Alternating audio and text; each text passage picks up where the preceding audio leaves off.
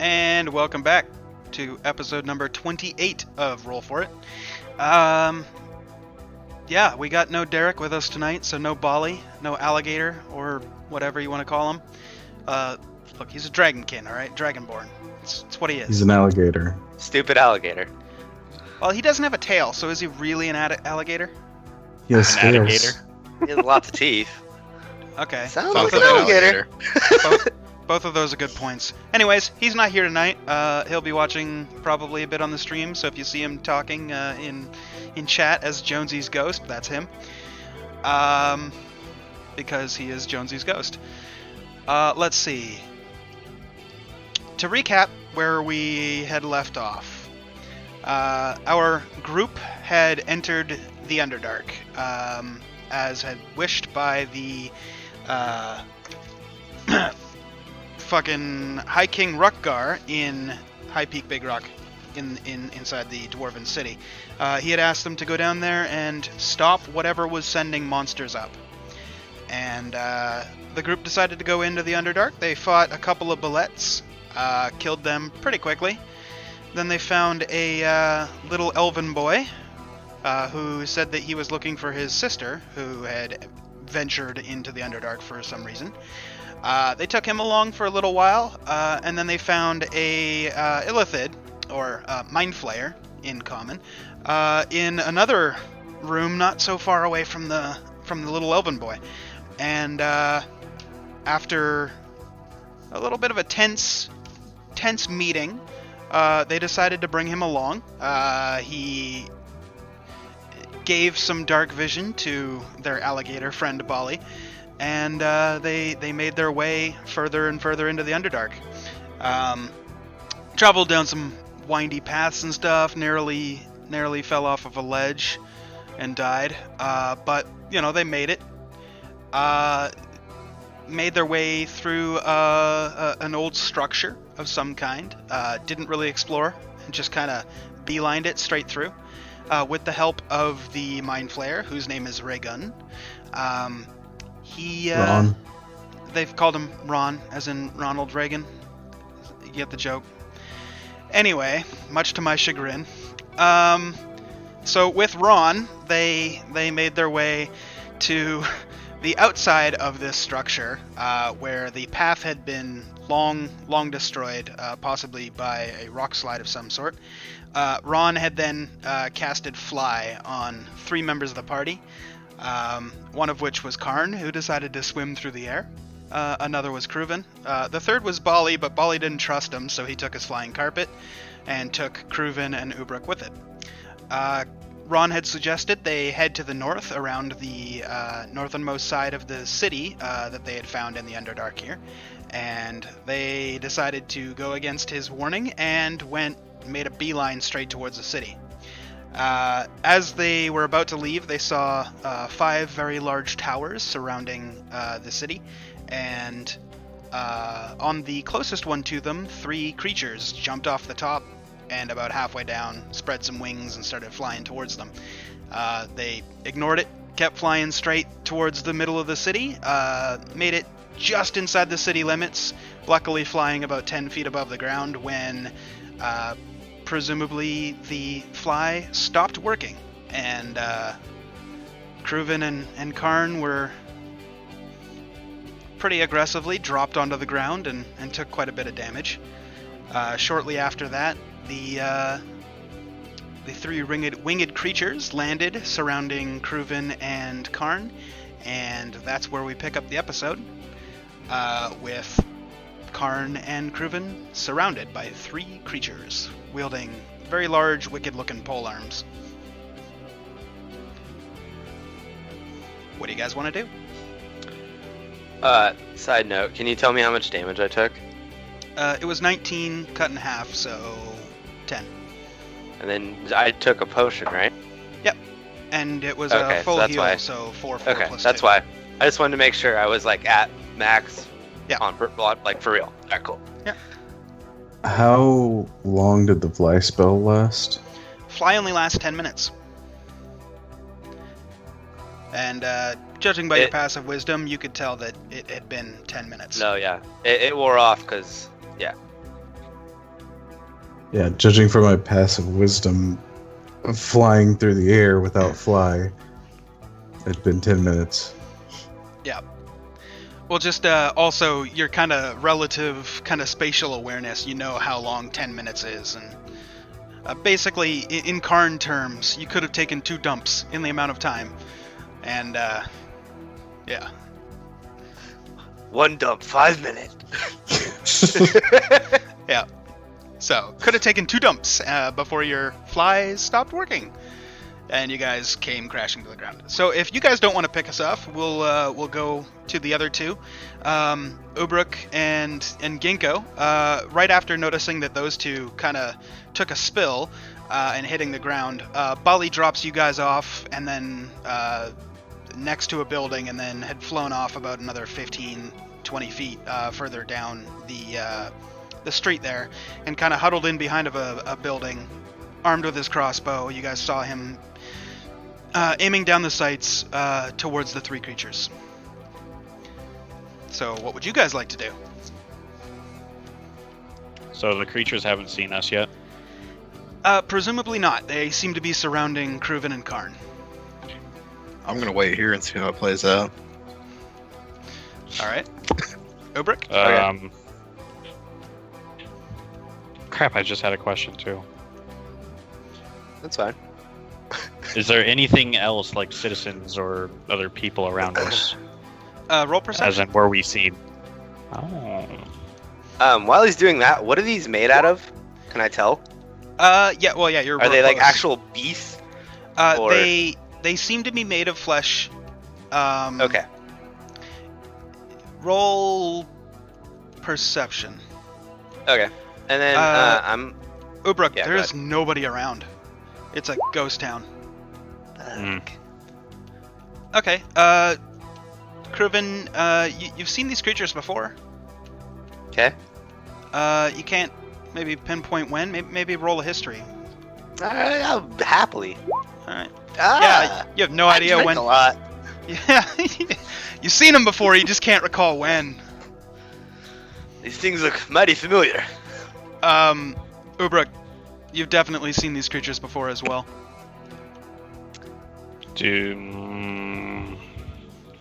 With your 19 on perception, I'll tell you when. You saw it shortly after meeting the group. You saw creatures like these.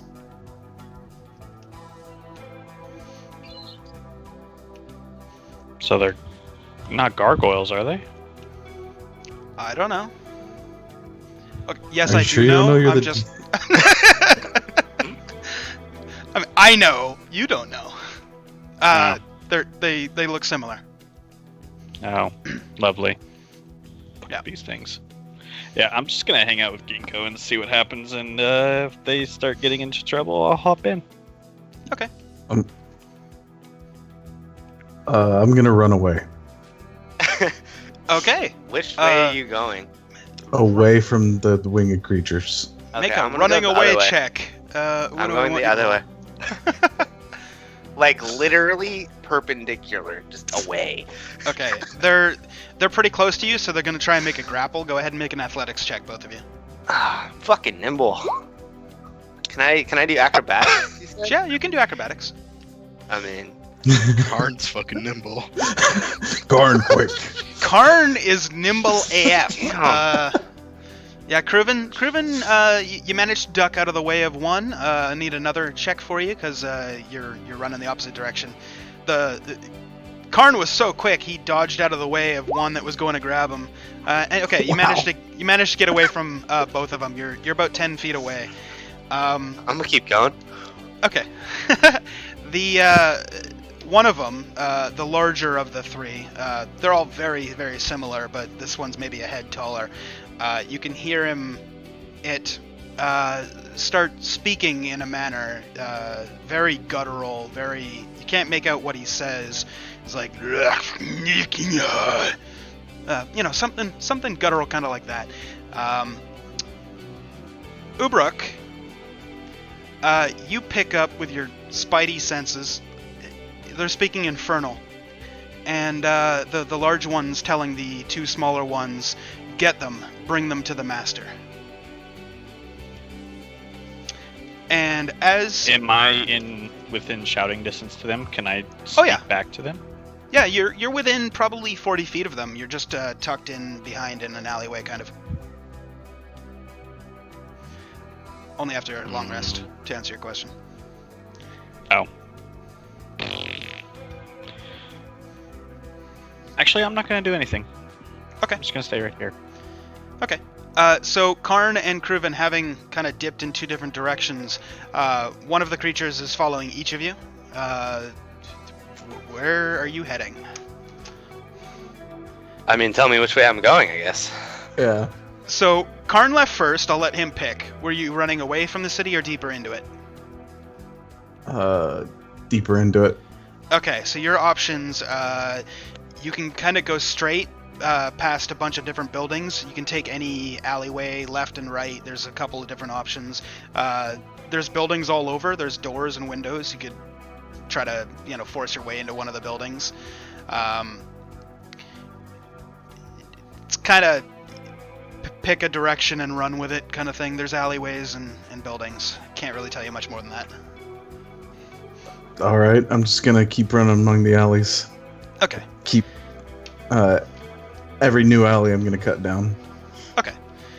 So the first alley, are you going to take a left or a right? Left. Okay. You pass Ubruk and Ginkgo. And just booking it. Ubruk and Ginkgo, Karn runs past you. I'm gonna follow him. Full sprint. Yeah, I'm going to full sprint with him. I'm not That's my gonna- time to go. Okay. Stand here and get run down by the gargoyle. Kruven, you're running the opposite direction, so you're running away from the city. Can I turn my head back and can I see where they went as I'm jogging? Roll perception with disadvantage. Cool.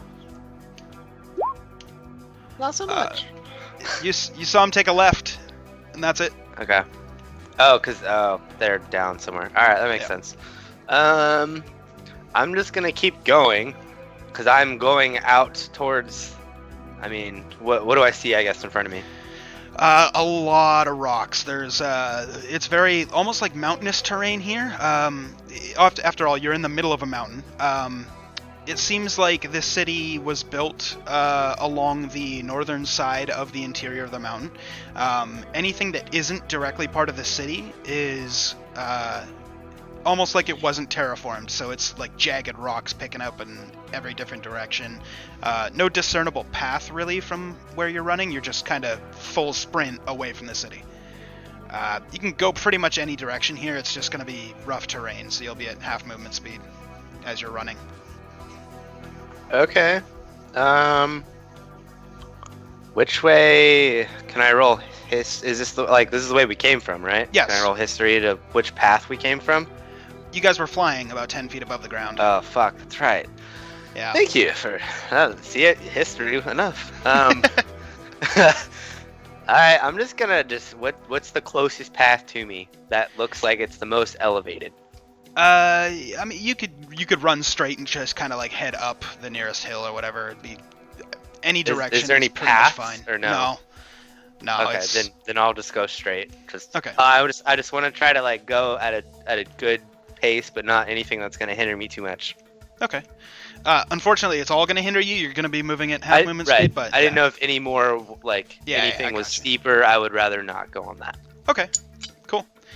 So as you're booking it that way, we'll go to the other three. The other three, you guys are running down a alleyway, having Karn just ran past you, or from Karn's perspective. Karn's running and he's like, and sees you and just keeps going. You guys book it after him. You come to a intersection. You can go left, right, or straight.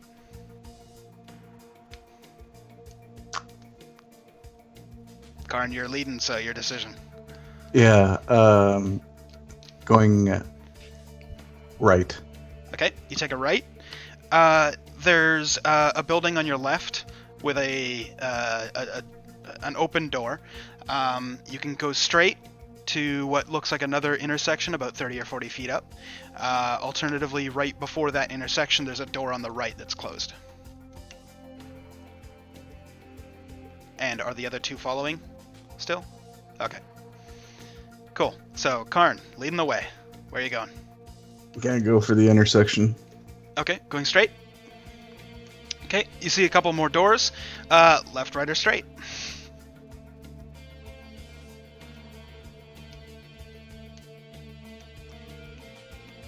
Left. Okay, you take a left turn. If you're keeping track in your mind of where you were here, you went this way, and now you're past the road where you were. Okay, you find yourself in an alley with a dead end at the very end, except for the doors to the buildings on the left and the right. Seems to be a wall blocking where the alley would continue. I'm gonna run right up to the wall and climb it. Okay. Give a... Spider walk. Oh yeah, you do have that still. Okay, you just whoop up the wall. You're on top of the wall. It's about 14 feet tall. It's only about 2 feet thick. On the other side of the wall seems to be a kind of like an open town center area, where in a city on the surface would be like a fountain. You just see a statue to something you've never seen anything quite like this statue. It's a figure with 2 legs, 4 arms, and a crown. Goro. I'm gonna look around for the 3 that tried to attack us. Okay, the gargoyles. Yeah. Okay, roll perception. I'm gonna dip into the nearest open door and try to hide. Coast is clear, man. You don't see him anywhere. Ubrick, left or right? Because there was 2 doors. Right. Okay. Going left. Wait, did you specify left, or did you specify open or closed door? I said open. Okay, that'd be the one on the left. Okay. The one on the right is closed. You dip into the building on the left. Inside, you find a kind of ramshackle building. Looks to be somebody's home at one point, although now it seems to be very run down. Pretty thick layer of dust. How many levels to this house is there? Judging by the exterior, you'd say probably 2. Okay, I'm gonna... Do I see stairs? Yeah, at the far end of the wall, northeast side of the wall. I'm gonna run up the stairs and go to the nearest room that's in there. Okay. You run up the stairs. The nearest room is to the right. You open up the door. You see a very, very small bed. It's about 3 feet wide by 4 feet. There's a closet. There's a dresser. Nothing else really in the room. I'm gonna look in the dresser. Okay. Which drawer? Top, middle, bottom? Middle. Okay. You open up the middle dresser drawer and you see a bunch of small, various colors, various materials. Basically, it's a bunch of shirts and shawls and shawms and, all kinds of upper half clothing from your experience would be children. Gonna open the closet door now. Okay. Give me a dex save. Oh boy. Oh god. Okay. You take 3 points of bludgeoning damage as you get hit with a broom, and then you hear ah! And this little creature runs past you and leaves the room and disappears in the hallway. Ginkgo and Karn's still on the wall, right? Ginkgo, were you following Ubrick? Okay, No. we'll just finish up this little bit then. Ubrick, what do you want to do?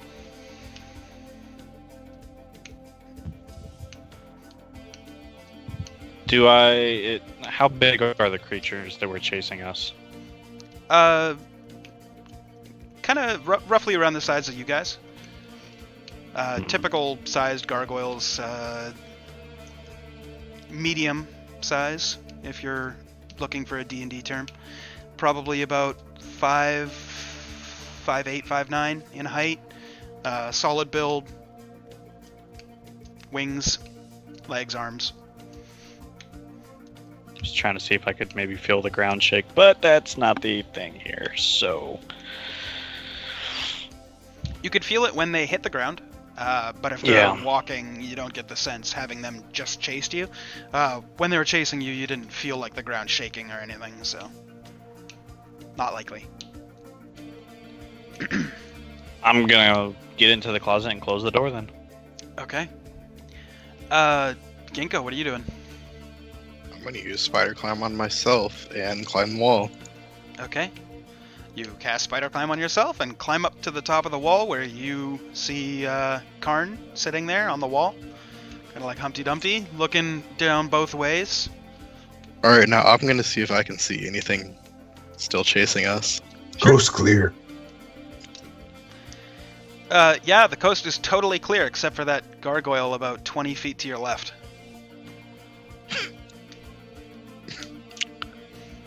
Awesome. We're not in combat or anything, right? Nope. I'm gonna use Pass Without a Trace on myself right. and Karn. Cool. Is that radius or targeted?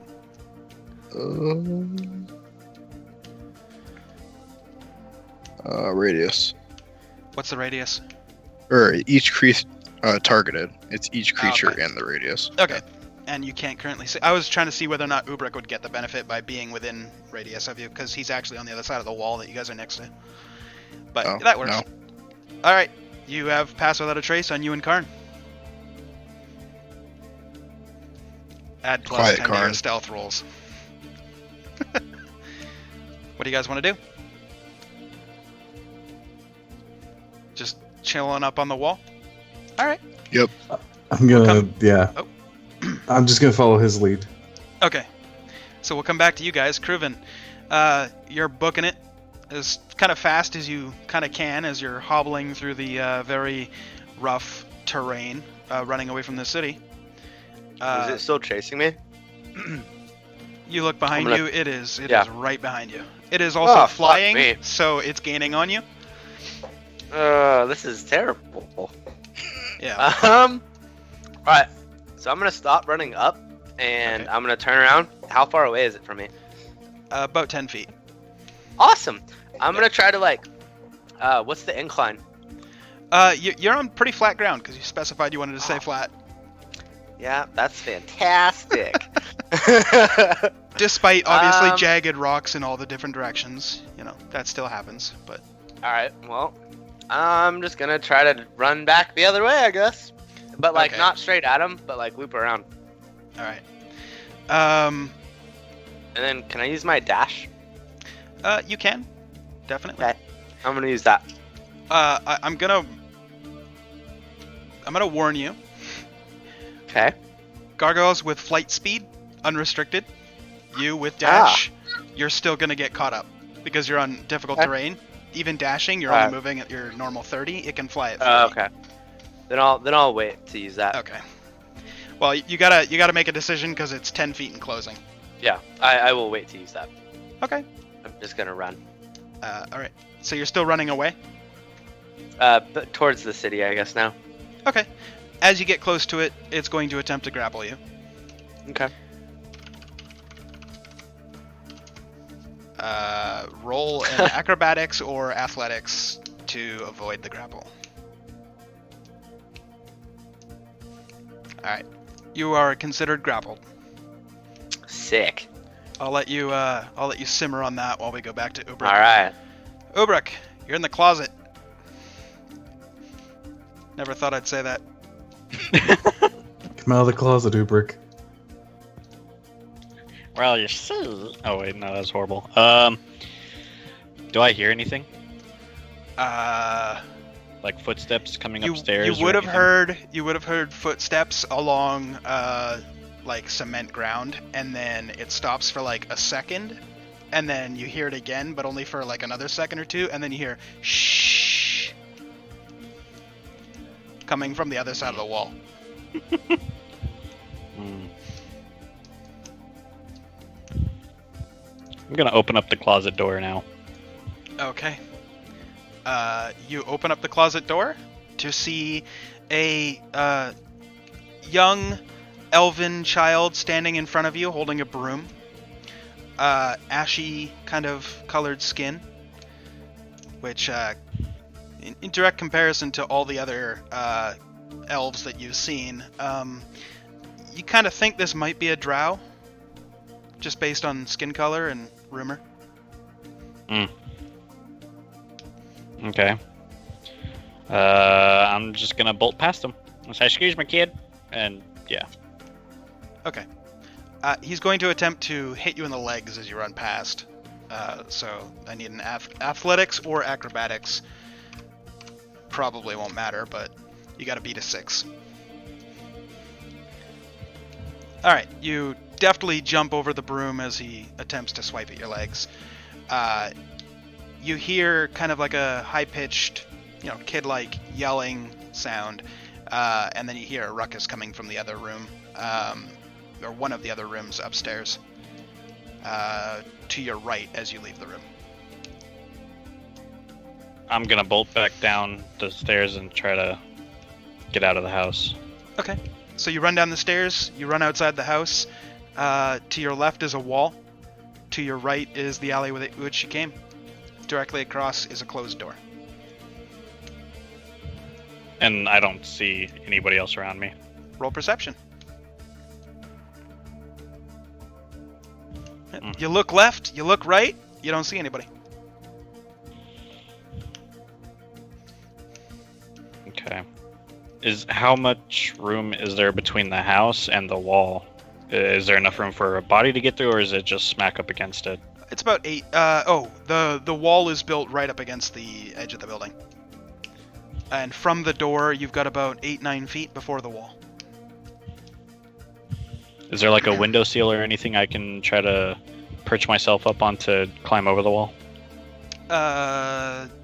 Not really, but you can kind of try to put yourself against the corner of the building and the wall and kind of scale it back and forth, like climbing up the corner of here. Okay. I'm gonna try to. Yeah, I'll try it. Okay, give me an athletics check. God. You get up like 1-2 steps, and then your kind of weight shifts, and you slide down. Okay. I'm gonna take 5. I'm gonna step back 5 feet and then give a running shot at it. Okay, give an athletics check again. Karn and Ginkgo, you guys hear this noise behind you. You look back and you see Obruk kind of just struggling to get up as he manages to take a running leap, kind of bounce off the side of the building, and then hit the wall and then slide back down. Cartoon style. Yep. What is the gargoyle to my left doing? It seems to be just standing at the edge of one of the alleyways, looking left, looking right, looking straight. It's just kind of looking. It hasn't noticed you. It's not moving. Nope.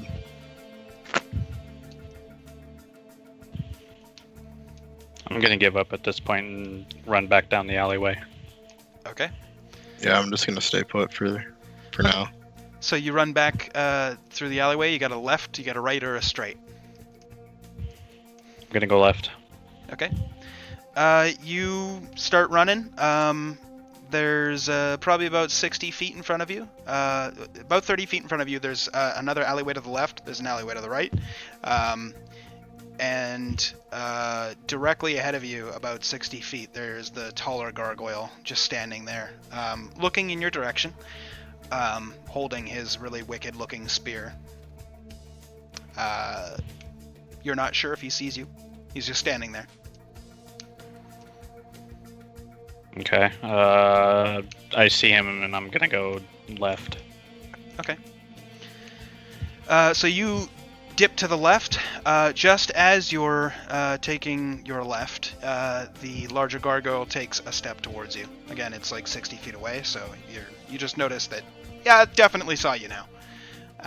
You take a left, and you find yourself in another alleyway. No doors on either side this time. It goes straight for about 60 feet, and then there's a right turn. That's the only option. Gonna go that way? Yeah. Mm-hmm. Okay. You find yourself in a narrow corridor. It's roughly about 6 feet wide. There's one door at the far end of a building that seems to be built completely out of black stone. To your right, about 10 feet down, there is a closed door to the building on your right. Aside from that, that's the only option. It's just straight or to the door to the right. So there's a wall in front of me, basically. Kind of like a corner. Like you're running this way, it only goes to the right. You turn to the right. You're now looking down this corridor. At the end, there's a door, and then I guess right here, there's like another door that goes into the building. I'm gonna look behind me to see if the gargoyle followed me. Roll perception. You see him just turning around the corner, entering the alley that you had initially taken when you were taking your left. Okay. As soon as I see him, I'm going to use Fireball on him then. Okay. What's the save? It's a dex, right?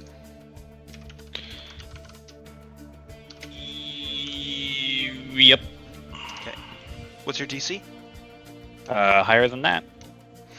Roll your damage.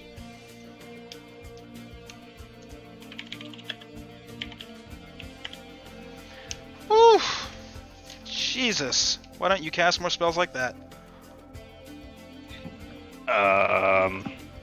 Yeah.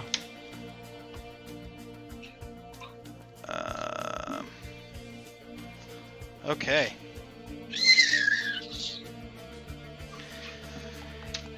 Alright, so you quickly cast you conjure your fireball and you shoot it out towards him. He tries to jump, but he ends up leaping forward and just takes it headlong right in the face. You notice it burns and sears a little bit. It's kind of a sickening thud and then sound as it burns away at his face a little bit. You're now in combat with him, so roll initiative.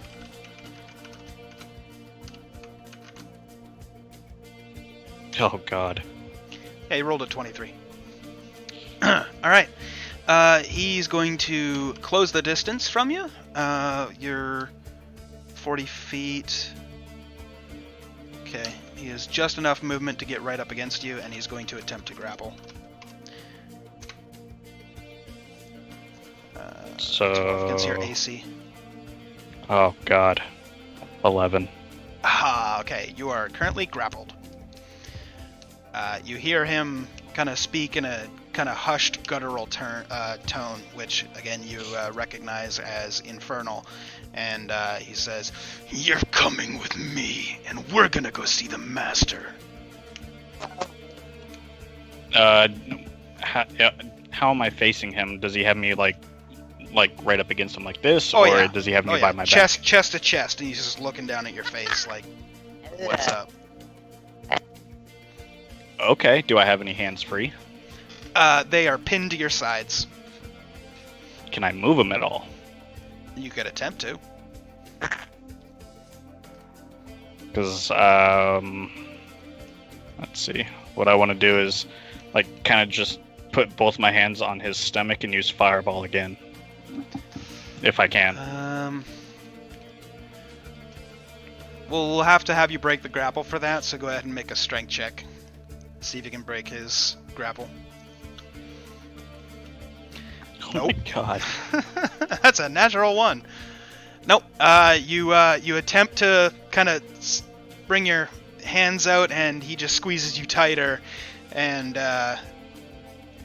looks at you deep in the eyes, and then you see his facial expression kind of change as he seems to kind of take in your appearance, and then he sets you down, takes a couple of steps back, and kneels. What you doing there, buddy? He looks back up for a second up at you, and then very quickly averts his eyes back down to your feet. and says, "Forgive me, I did not know." You did not know what? That I was tiefling? I have very bad eyesight. The Master never gave us great eyesight. I apologize. Could you come with me to the Master? For what? I have to bring all new citizens or tourists to the Master. It is my charge.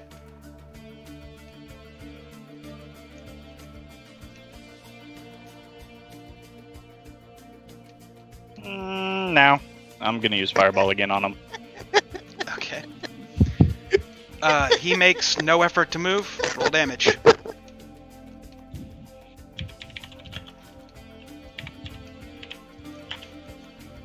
Jesus. Takes the fireball straight in the head. Just.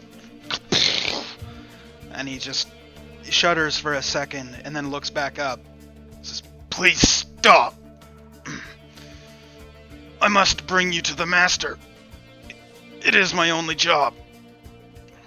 But it's so much fun throwing fireballs at your head. You just don't even move. It's great. I must not raise a hand to the Master's race. No, I'm still not gonna go with you. Very well. We'll find your friends. And he kind of leaps into the air and takes off. If you want, you have a reaction. Yeah, I'm gonna use Hellish Rebuke as my reaction. Only works on an attack. He hasn't attacked you. But you said reaction. Yes, you have a reaction to him leaping out of the way if you want, like an opportunity attack. Oh, Not, gotcha. yeah. Because Hellish Rebuke only, like, once somebody attacks you, you can use your reaction to burn them. Okay. Since he didn't attack you, it doesn't apply. So, like, How does he as look? he's... he looks singed. Looks pretty worse for wear, but, he wasn't, like, stumbling as he went to go jump out of the way or anything, or take off. You can tell that, you know, his face has seen some better days. Okay. I'm just gonna let him fly off then. Okay. With a kind of flap, you hear him kind of take off a little bit. I need Ginkgo and Karn to make perception checks. Okay. You notice a very large figure flying, coming from... There's a sound like echoing through the alleyways, and you can hear it coming from roughly behind you.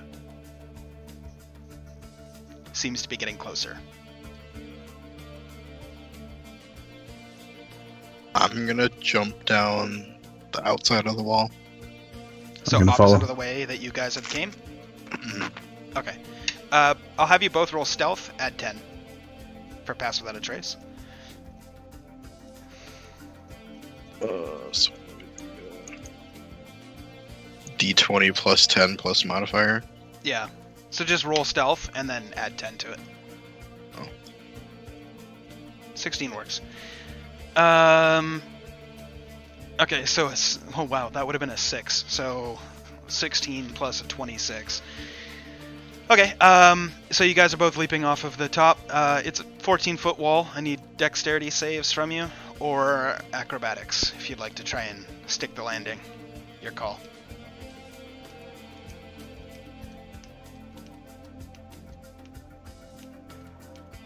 Fuck. Alright, the DC was exactly the amount of feet you'd be falling from. So, Karn makes it, sticks the landing, 3-point landing, superhero style, kind of, yeah. Ginkgo, you tried to do that and fell flat on your face. Didn't look as cool. I'm gonna help pick him up. Okay. And with that, Thanks, Karn. you notice the gargoyle to your left stir and turn to the right. He is now looking in your direction. I'm gonna stay still. Okay. Karn? I'm following his lead. Okay. So you guys are staying absolutely still. Okay. So the gargoyle kind of takes lumbering steps towards you, gets about 2 feet away from you guys, and stops. Looks to the right, looks to the left, looks back towards the right, looks down, looks up, and walks right past you.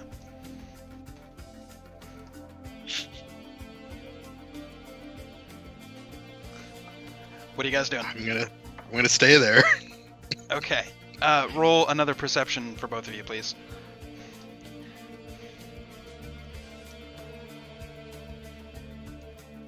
Okay, Ginkgo, you can just hear it from the other side of the wall. You can hear a thud sound as a large creature has landed on the other side of the wall, and you can hear what sounds like a child speaking, and then a very brusque kind of sound, and then you hear another whoosh as something on the other side has very quickly moved air. Not to say farted. I mean, he jumped up in the air like he's gonna fly. It just was whoosh. I just wanted to say that before anybody else was like, did he fart? Huh? Okay. I would have been the one to say that, honestly.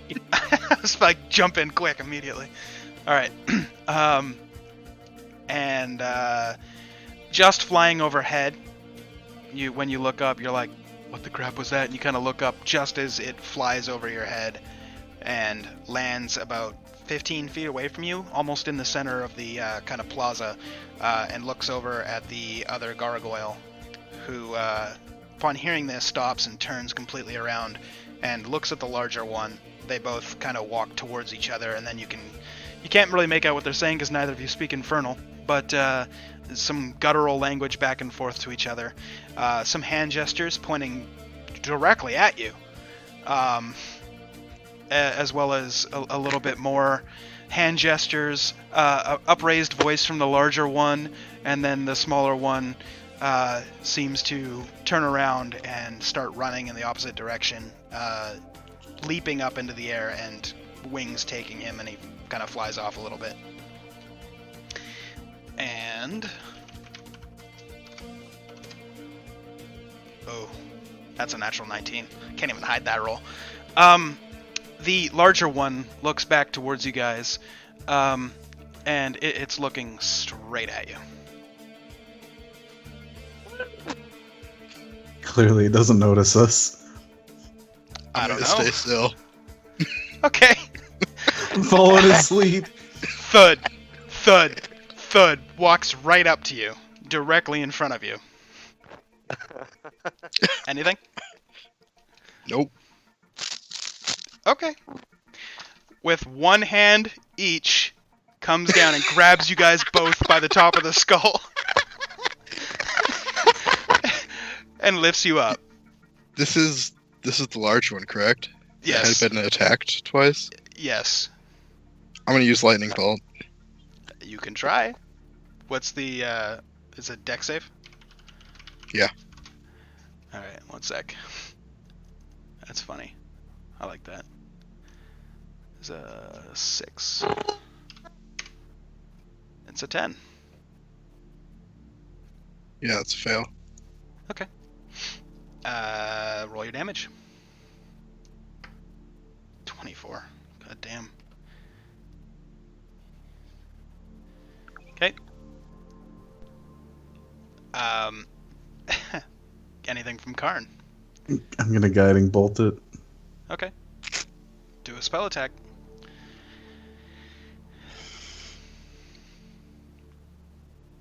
D20 plus your spell attack modifier.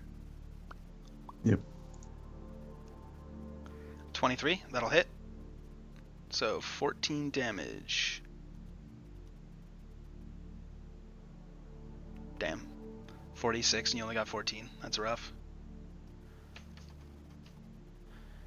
So 3, carry the 1. God, I'm so sorry. Okay.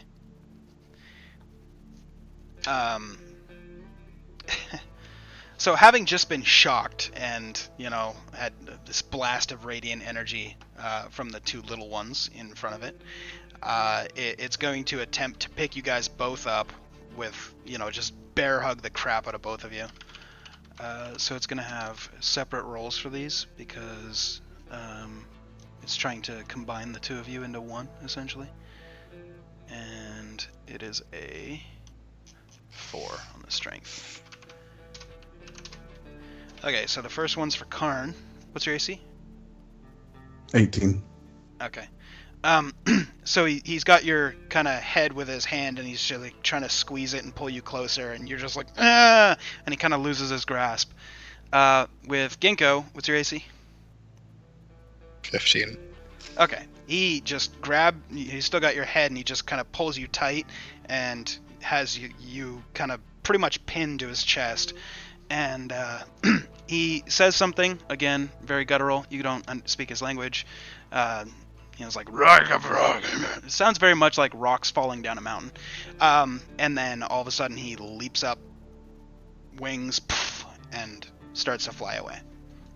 You have a reaction. Do I see him leap up? You don't. No. That is not the list I wanted. How large is said creature? He's technically considered medium. Karn, you have a reaction to him taking off if you'd like. Also, Kruven, what's going on with your mic? Hold on, I have a phone call real quick. Okay, you're good. You're good. It was like Pixley before. I was like, what? If that makes Right, sense. so he's got He basically Ginkgo? he tried to grab both of you guys. You slipped out of his grasp. He grabbed Ginkgo, pulled him tight, and just leapt up into the air. You have a reaction. I'm gonna try to grab him. Okay. Interesting. Give a grapple check. D20 plus your strength modifier. Is that just a strength roll then? Okay, Yeah. more, please. Your mute is broken, Kruven. Or, fucking Bob. Bob. What? Groovin. Bob. Your mute is broken. It doesn't. Really? That's fantastic. We can hear you just really shittily. Sorry. Anyway, so you're gonna try and grab. No, it doesn't meet his AC. So you jump up and try and grab his leg, and you get it for a second, and he just kind of like shucks his leg a little bit, and you kind of fall, and you're like, damn it. Ginkgo is going higher. Since I'm gonna Karn, so I'm like, turn darn into it. I'm gonna turn into a black bear. Okay. In Interesting. hope the size change breaks his grasp. What's the It's a medium as well. It is medium? Yeah. It's not gonna. What's your AC as a bear? Probably less. I don't. I feel like I just had it. I'll make him redo a grapple, but I just need to know your AC. 11. So I'm fucked. Okay. No, he's still got you.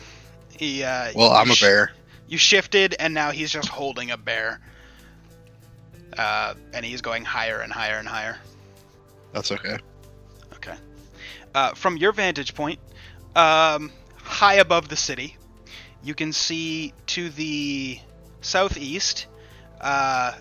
You can see Kruven, kind of doing a little bit of a dance with a gargoyle over there. There's another one about halfway between you and Kruven that is flying towards Kruven. You can also see. You can also see through like the snakes of the alleyways. You can see Uberuk standing next to a building. He seems to be about. You can't really judge distance super well from up here, but he seems to be pretty close to one of those large towers that you guys spied as you guys were coming in. And as you are going higher and higher and higher, this gargoyle hasn't made a direction in which case he's going to move. He's just going straight up. Do I see it? Do I see him flying up? Ubruk, you do now. Yeah, once he clears above the building, you do see this very large gargoyle holding a bear. Gotcha.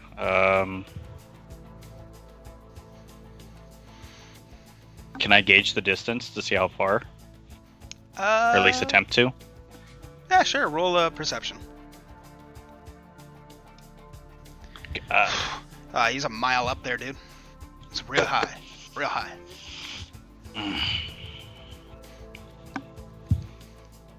Am I within... Actually, I'm gonna use thaumaturgy, whatever words, Okay. to increase the volume of my voice Okay. and tell the gargoyle to put my friend down.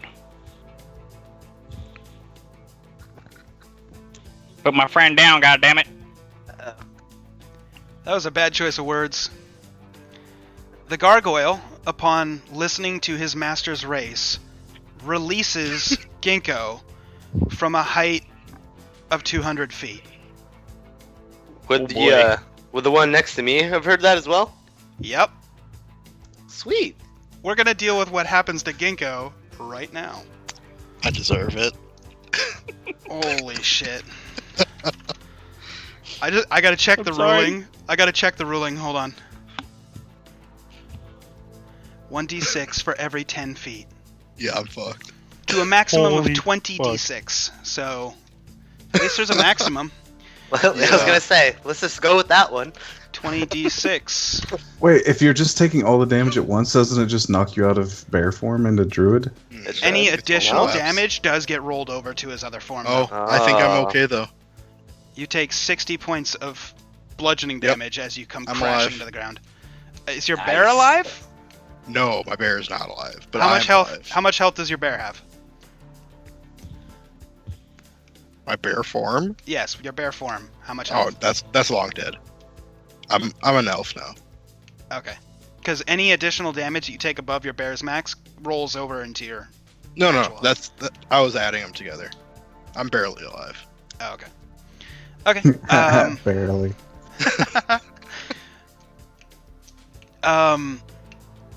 Okay. You get dropped, and you basically splatter against the ground. You feel your entire body shake as you shift back into your elven form, and you feel like some bones are broken. You're like, that fucking hurt real bad. And you notice the large gargoyle plummeting in your direction. We'll go back over to Kruven. You were grappled, yeah? By the other one? I was. Yeah. This is gonna suck for you too. Well, I mean, didn't he just grab me? Because when he saw me flying, or when he was flying, I was still dancing around with him. He hadn't grappled me yet. Oh yeah, that's right. That's what you said. So yeah, okay. Because this, right, because this was all happening at the same time. Mm-hmm. My timeline got stuck in my head for a second. Okay, so as he yelled, he would have just grabbed you and taken off.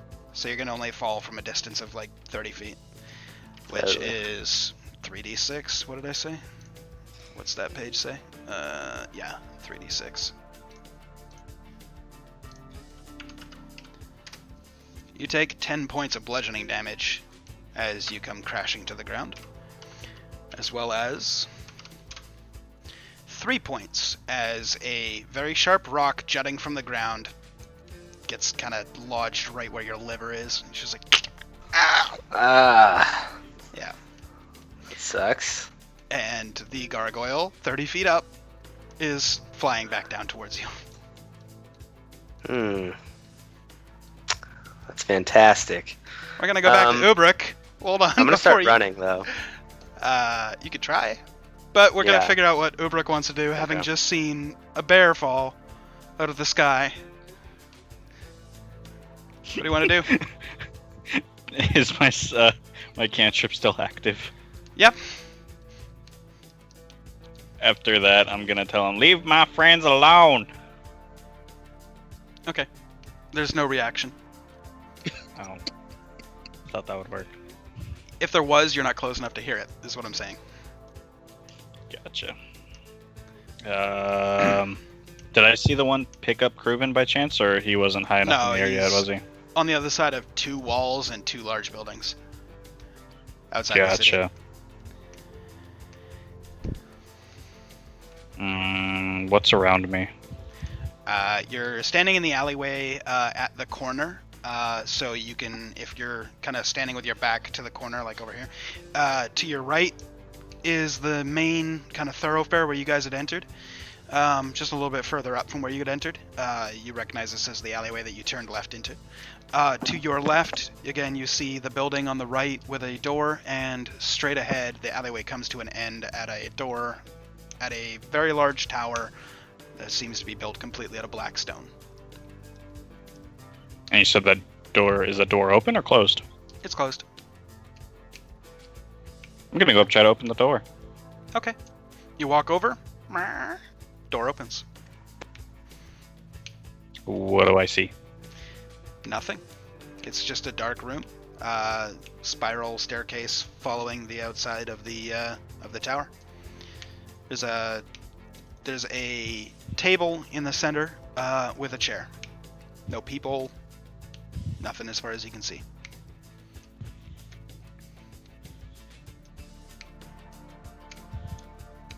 I'm gonna go all the way to the top of the tower.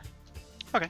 While you're making your way up there, Karn, a bear just dropped right next to you and went splat and then turned into Ginkgo.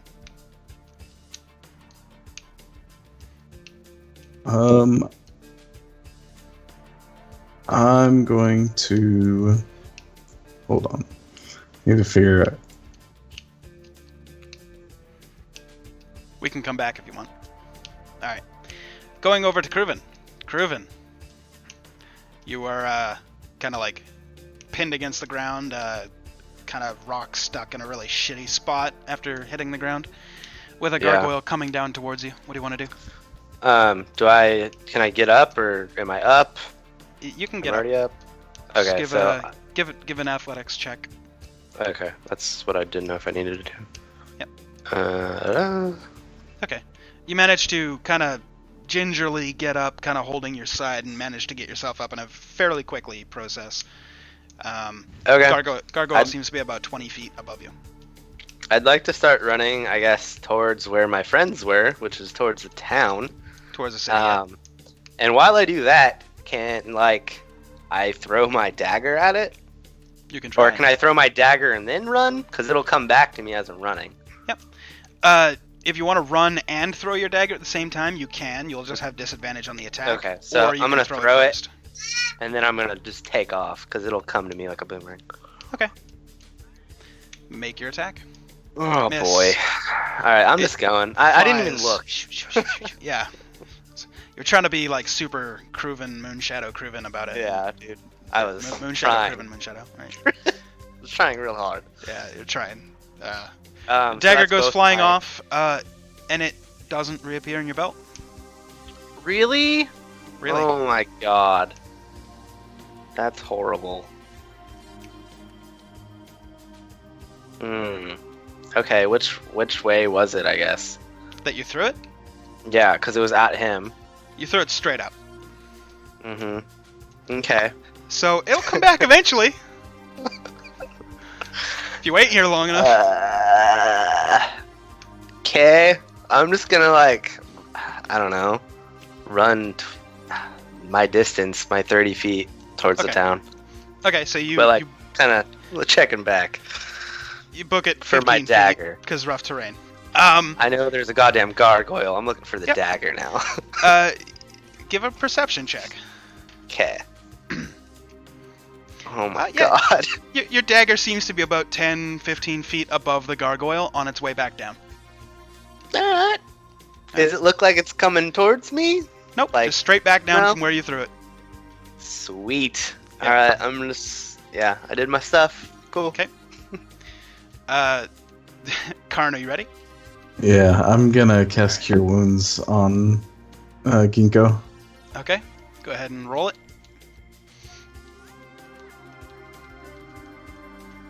Eight healing. Well done. Ginkgo, you heal 8. You're still hurting, just not as hurting as you were a second ago. I'm gonna try to get up. Okay. Give an athletics check with disadvantage. Yep, nope. You grab your hand and you kind of put it to the ground and you go to push off and you notice a crack, or you hear a cracking sound, and then your arm goes completely numb and you slump back down. You're like, ow! I'm just gonna lay here and wait for Okay. the gargoyle to eat me. Okay. Going back The over end to is Kruven. Kruven, you're running. You managed to make it about 30 feet, so roughly 2 rounds, essentially, because you're on harsh terrain. You're about 10 feet away from the edge of the city wall when the gargoyle lands directly in front of you, blocking your path. And he just holds out a hand to catch you as you run headlong into him. That's I'm when just you hear- gonna like flop in his arms. That's when you hear a ting, ting, ting, ting, and your dagger appears in your belt. Perfect. All right. Scared me for a second. For the record, I'll tell you that the dagger will only return after it makes contact with something. So if you throw it Gotcha. straight up, you gotta wait for it to hit the ground before it returns. Okay. I was trying to look in my in the note from you too. I was like scrolling way up. You're like, All where right, is that makes it? sense. Yeah. Yeah. All right. Cool. Needs to make contact, whether it's a miss Uh, or hit. So the other one, I just kind of I was looking that way and just ran right into him, right? Yeah, and he's just like, and just run head Alright. face into the palm, and he's just, all right, he's considered lightly grappled, like you just kind of walked right into him. Do you want to try and run away, grapple check it, or are you kind of submitting? So what is your purpose here? Just to flap around and push air? Or? You hear what sounds like rocks falling down a mountain coming out of its mouth. Huh. All right. Do you know where my friends are? It nods. Have you captured them? It nods to the first question, and then it kind of starts nodding, and then gives you a quizzical look for the second question. And it's like, Perhaps too many questions at once for this rock wing creature that pushes air. It goes to pick you up. Yeah. I mean, this isn't going anywhere else here. Okay. Picks you up, flies over. You're just sitting there, almost like a baby being carried to bed. You're just like, fuck it. As you are flying over a little bit of the city. I have an arm free, right? Technically, you have both arms free. He's holding you like Sweet. this. I'm gonna I'm gonna chug one of my healing pods. Okay. He doesn't make a move to stop you. All right, cool. I'm not trying to get out. I'm just drinking. Yeah. He's just like, fuck it. Clunk. Glug, glug, glug. Yeah, go ahead and roll your heals. Alright. I'll go back to the other two real quick. There's a gargoyle coming down at a pretty quick pace. Karn and Ginkgo, what do you guys want to do? I'm waiting for death. I'm gonna try to cast Hold Person on it. Okay.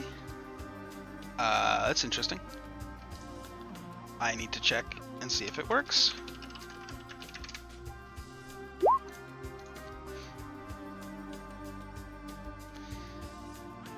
Humanoid. Oh, that sucks. Burns a spell charge. No effect. Awesome. The gargoyle's roughly 50 feet away, above you.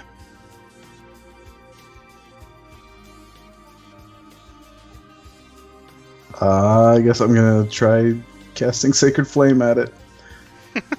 Okay. Go ahead and make your... It's a spell attack roll, right? It's an automatic hit. He has to Dex Save. Gotcha.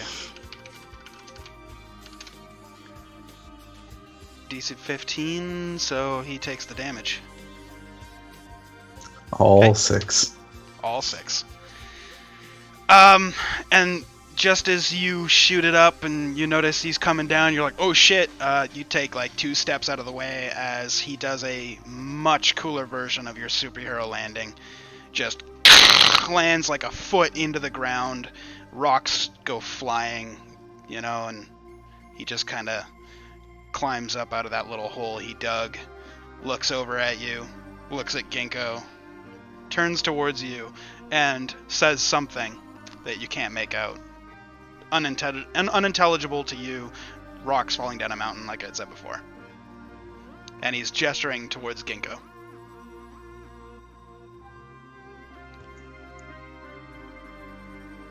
What? More words.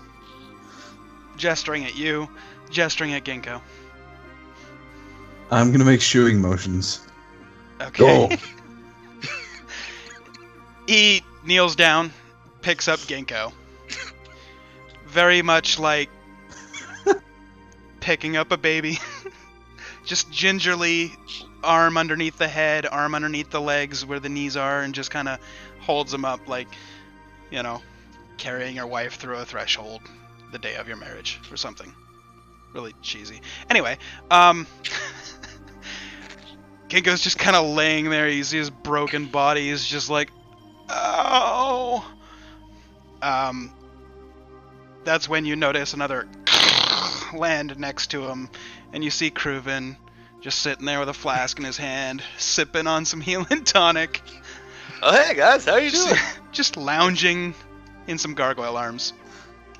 We got this portable flying mechanism here. It's pretty awesome. I hear he's taking us to a master. Wait, no, I wouldn't have known that. You don't know My that. bad. I have no idea. I'm gonna just hold my mace. Corn confused. Okay. Without much more, we'll go back over to Ubric. Ubric, you're making your way up a very long tower, very tall tower. You make your way eventually to what seems like the top. There's a hatch. The stairs just kind of go up and up and up and into the ceiling where there's a hatch. I'm gonna open up the hatch. Okay. You open up the hatch, and there's another elf, only this one's a little bit older, considerably. You would put his age roughly at around Ginkgo's if you could compare, an elf to a drow, which you can, they're both elves. Just with, like, ashen kind of gray skin. And he, after hearing the hatch flip open, just kind of looks over at you. He upon noticing that you enter, he kind of kneels down and bows his head. Is it a male or female? Looks to be male. Thank you for the bow, sir, but that's not needed. You can rise now. What language are you using? Elvish. Okay. No response. I'm gonna say it again in common.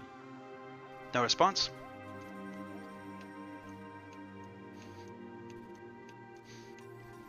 I'll say it again in infernal. I'll save you the time. No matter what language you use, he doesn't respond. Fair enough. I'll just use. I realize that and just use my hand gesture to say, "Rise up." He's kind of like looking down at you as you come up and notices the hand gesture and just very sheepishly like raises his eyes at you and then immediately looks down back at your feet. He's not kneeling anymore, he's standing, but he's just very much, whether out of fear or reverence, you don't know, but regarding you in some high manner. Are we on top of the tower? Like, is it an opening or is it just all closed? You're in a room. There is a ladder against the wall, across from where you had come up. Seems to be an open hatch at the top. And you can see kind of darkness outside.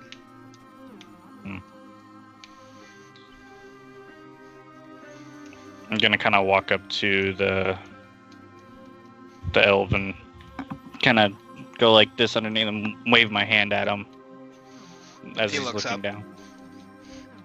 Looks up at your eyes, meets your eyes for a second, and then immediately looks back down. I'm baffled, so I'm just gonna go up the ladder now. Okay. Makes no move to stop you. You climb up the ladder to the very, very top, where you see 3 kind of circular in shape kind of platforms. One to the south, one to the southeast, one to the southwest sides of the platforms, or of the tower. There is one more kind of behind you, looking over towards the northwest. Kind of, like I said, circular in like kind of stone form, and there seems to be a statue that looks roughly like the creatures that you had just encountered.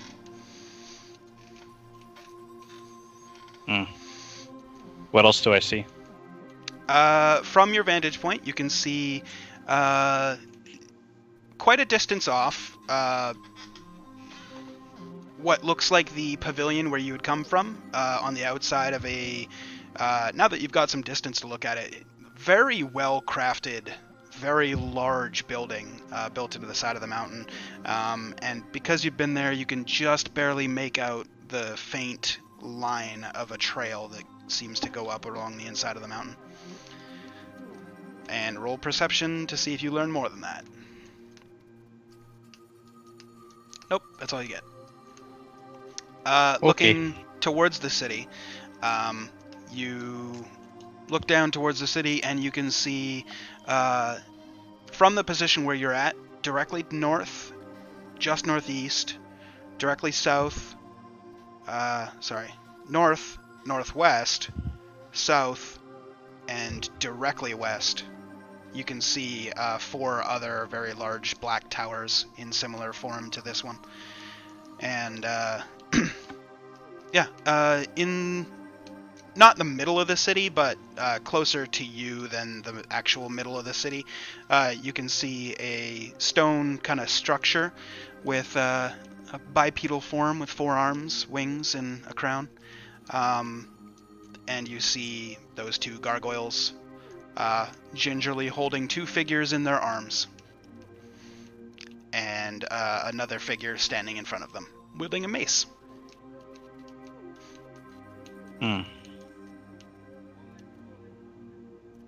How high up am I? You would be 200, 250 feet. Fuck. Yep.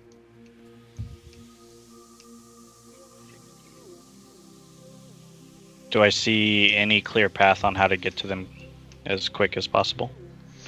From where you're at right now, short of flying, you gather that the quickest path would be down the tower, go up the alleyway, take a left, go up the alleyway, take a left, continue on straight, take a right, and you'll find yourself in the middle of the pavilion. I'll go ahead and do that. Okay. It's going to take you a while to do all that. As you come down the ladder, that elf notices you, looks up at you, realizes that he just looked you in the eyes again, and looks back down at your feet and bows. I'm gonna motion with him and say, "Come with me." Okay. He looks at you and then kind of hesitates for a second, looks back and looks back at you and says in common, "But sir, what about the orb?" Oh, so you do speak common? Yes. What the hell? Why didn't you answer me before? I only speak when I'm spoken to respond to questions. But I did speak to you. You didn't ask a question. Fair enough. What orb are you talking about? He kind of looks behind him and lifts up a small linen sheet, which seems to cover a orb, roughly 1 foot in diameter, purely black with a little bit of a blue swirl in the center of it.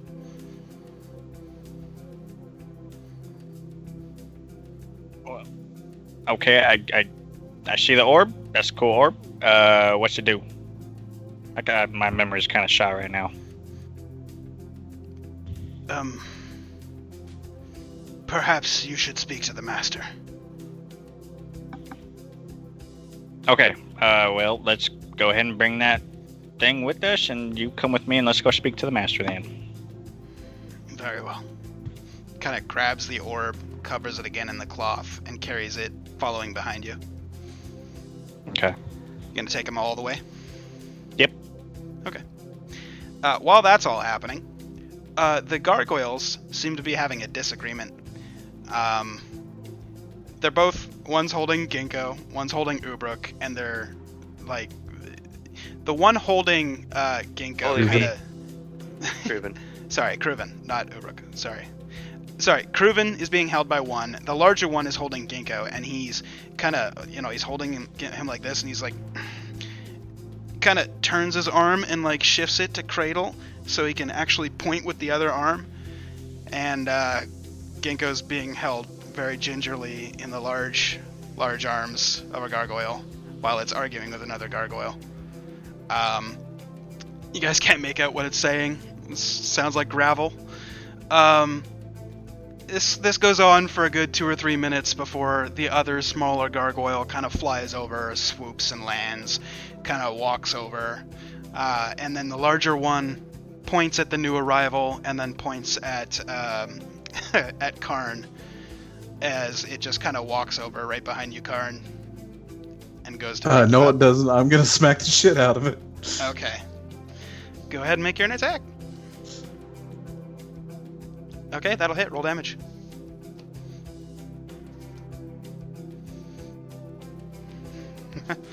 Alright. Try to pick me up, I'll bonk you on the noggin. In a very... in a very, like, one of, like those old, like, silent movies, Bop. You kind of hit him, and he like sheepishly looks away from you for a second, and then like looks at the bigger gargoyle. You hear what sounds like more gravel, and then he like more forcefully points at you, and the gargoyle is going to attempt to pick you up again. I'm gonna swipe at it again. Okay, roll an attack. It hits. Roll damage. All right. Not the mama.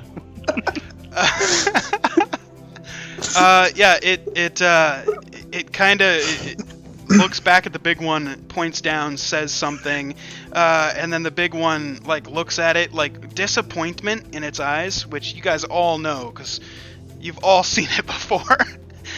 As this larger gargoyle just looks at the other gargoyle like, really? Like, really? And then the smaller one kind of like shrugs his shoulders a little bit. And leaps up into the air and flies away. The larger one just kind of shifts Ginkgo back onto both arms and goes to lift off onto off of the ground about 20 feet or so. The other smaller one, holding Cruven, looks down at Cruven, says something. You can't really tell what it said. Gravel, and just like looks at you in the eyes, like is looking for a response.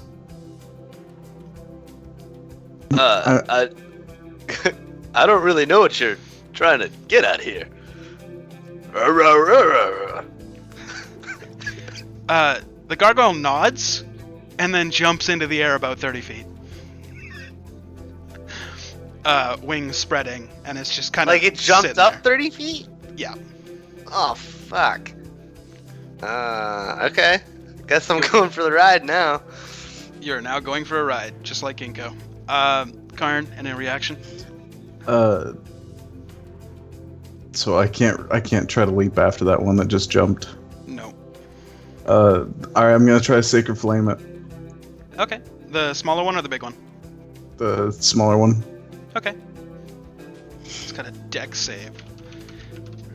With disadvantage because it's carrying. So it'll fail. That one is 10. Okay. What'd that look like? Is that a fireball? Sacred Flame, kind of like a radiant kind of version of a fireball. So that just like zoomed by? No, it hit the gargoyle that's carrying you. Oh, okay. Yeah. You're like Be careful up here, man. You're like chilling there. It jostles you a little bit. Like you're like, oh shit, I might fall, but like you grab onto the gargoyle's arm like for dear life. Yeah, it's kind of a weird, precarious situation that you find yourself in. The two that are flying in the air, give me perception checks.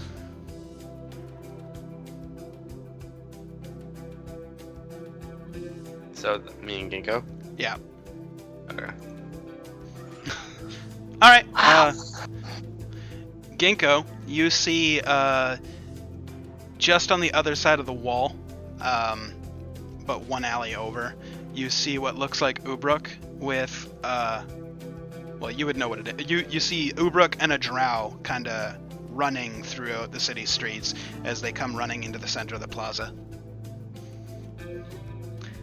And we'll be back right after this break. Let's go ahead and take our bio break here, guys, and then we'll come back. So, if you're watching this on YouTube, stay tuned. Yeah. Quick question. So when he jumped up 30 feet, did he continue to fly up? Or is he just flying at 30 feet? Just sitting there floating above you at 30 Okay. feet. Oh, he's not flying away yet?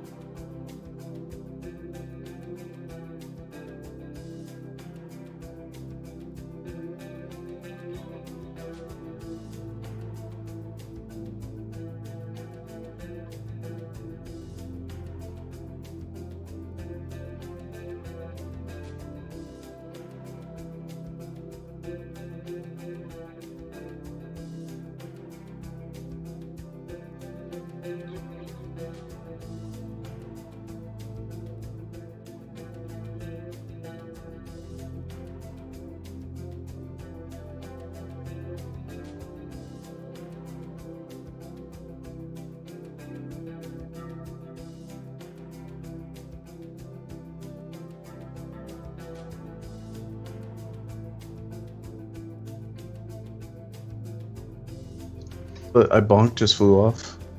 It's 30 feet up. No, the other one, yeah, it flew away. Yeah. Yeah, you bonked it and it was like, flew away. All right, so we'll pick up with you guys here. Welcome back. Hope you had a good bio break. Yeah, so right as Ubruk, or as Ginkgo saw, Ubruk and the Drow have now made their way into the center promenade plaza here. Ubruk, you see standing kind of in front of you next to that statue is Karn and nobody else. But standing about, or floating about 20 feet above Karn seems to be the larger gargoyle holding Ginkgo in his arms, and about 10 feet above that is another gargoyle holding Kruven in his arms. And you Where you come guys running going around with the my corner. friends? Oh, I'm not there yet. Oh no, you come around the corner seeing that, and Did I happen to see the bear fall from the sky? from your vantage point, you would have seen the bear fall from the sky. You don't know what happened afterwards, though. I was just curious. Yep. Everybody saw that shit. So I'm standing next to Karn then. Okay. Yeah, so you can... What do you do? Are the gargoyles still above me? Yep, 20 and 30 feet, respectively. Okay. What are you guys doing with my friends? The larger gargoyle responds to you, again, gravelly voice, and none of the rest of you understand it, but says, "We take them, to the master."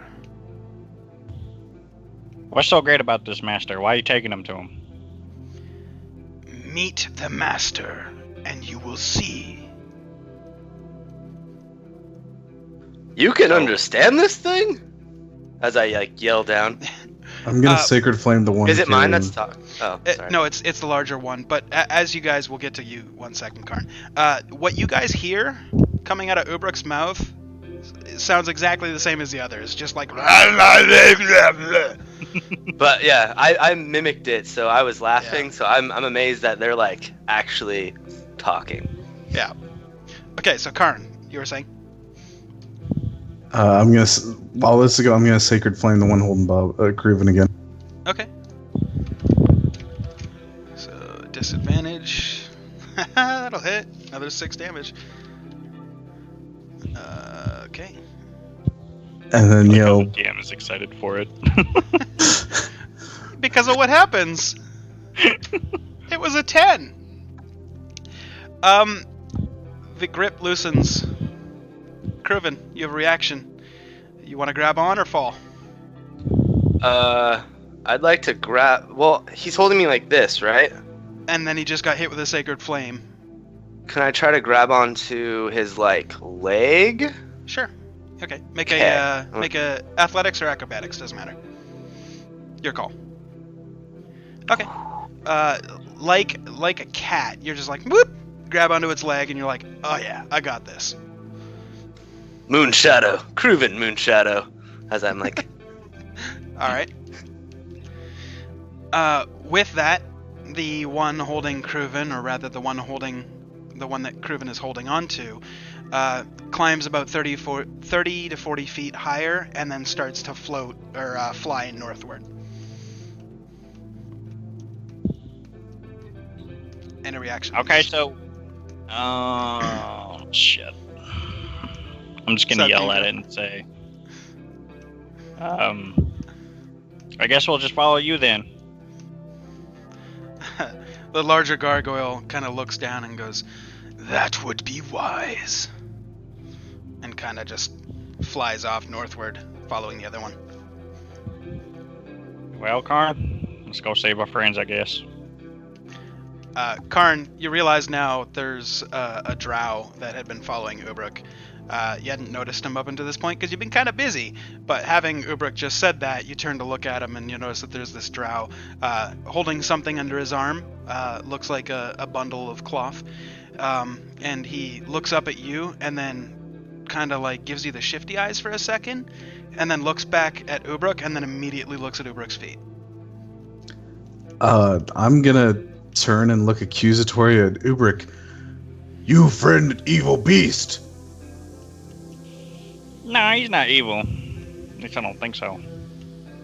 Maybe? Evil I don't know, flying beast!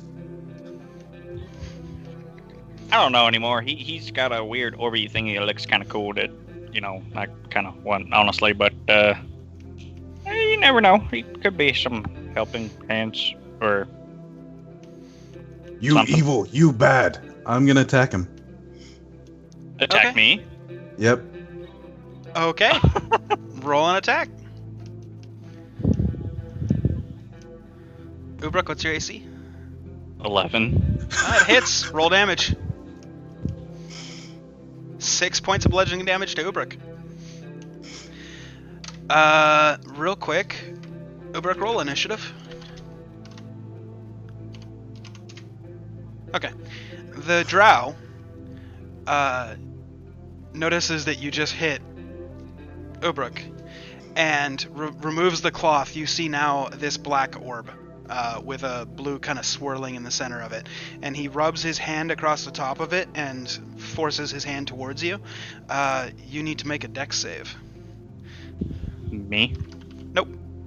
Karn. Oh. Alright.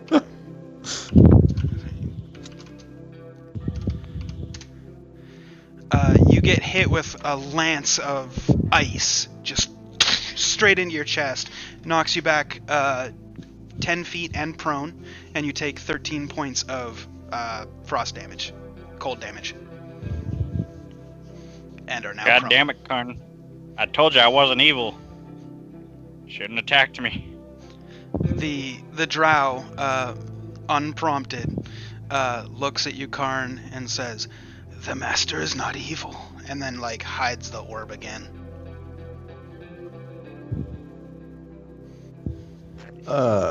I'm gonna get back up. All right, you get back up.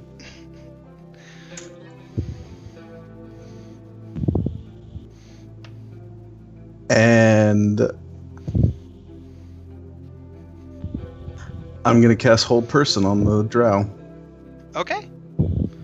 Go ahead and hit that for me so I can see what it does.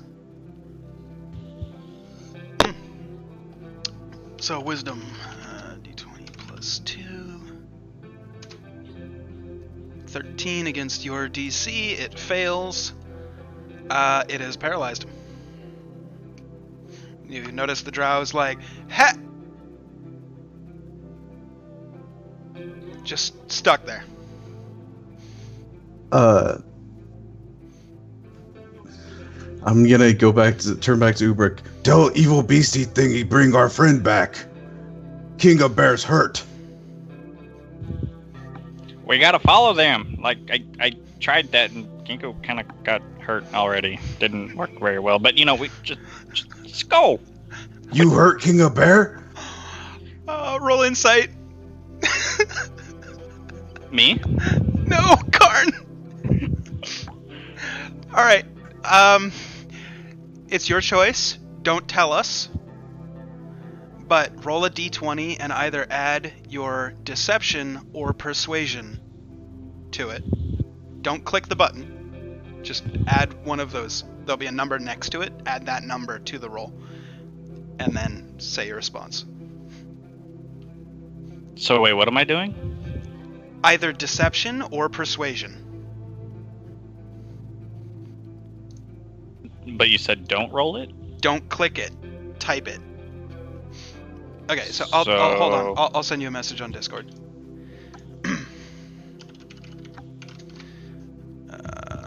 One sec. Oh, okay.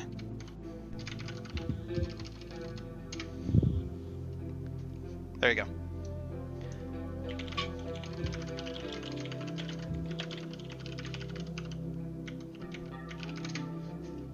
There you go.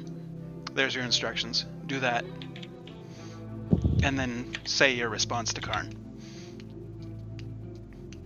Okay. God damn it, I told you I'm not evil. We gotta go find our fucking friends. They're in trouble.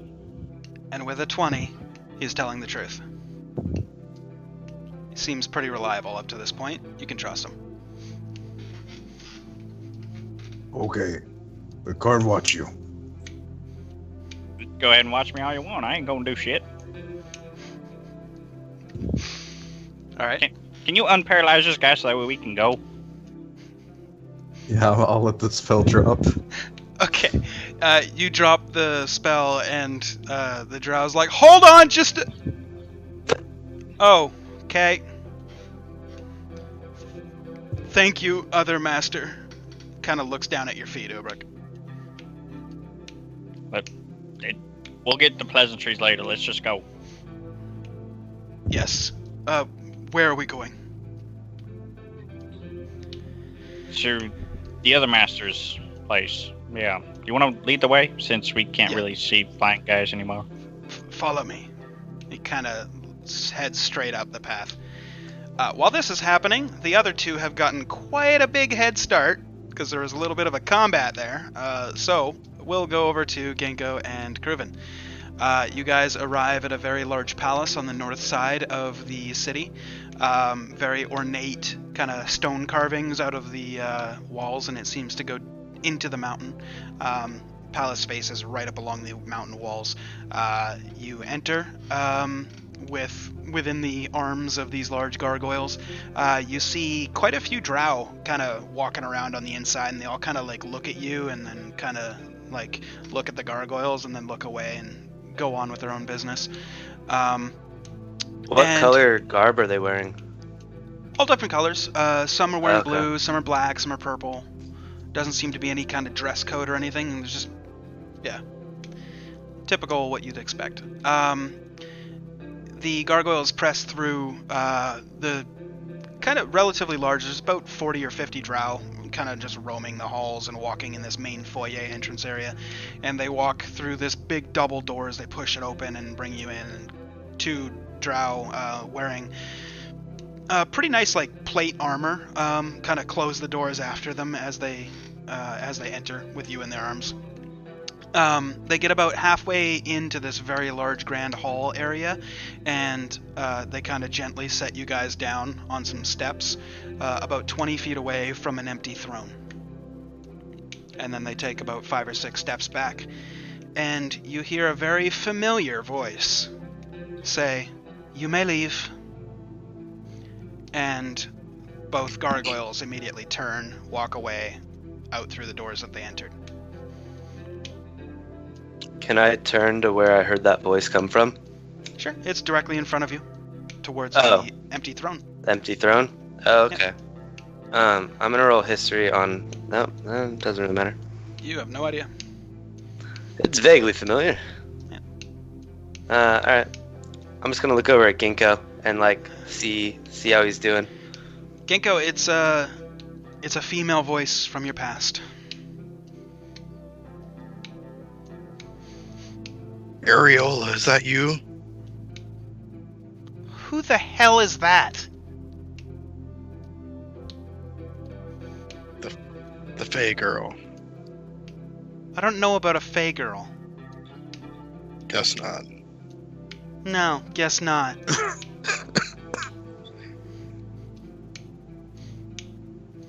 Why have you come here? I don't really know what's happening. I just got dropped like 200 feet as a bear, and now I'm here. Oh, Genko, when will you learn? If you take the form of others, you can never be yourself. Sure. And what brings you here, Kruven? I mean, I just kind of got flown in. Very well. Are there any others?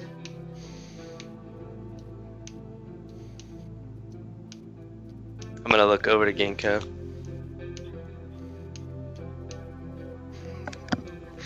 I don't know, Griffin, is there? Make a deception check.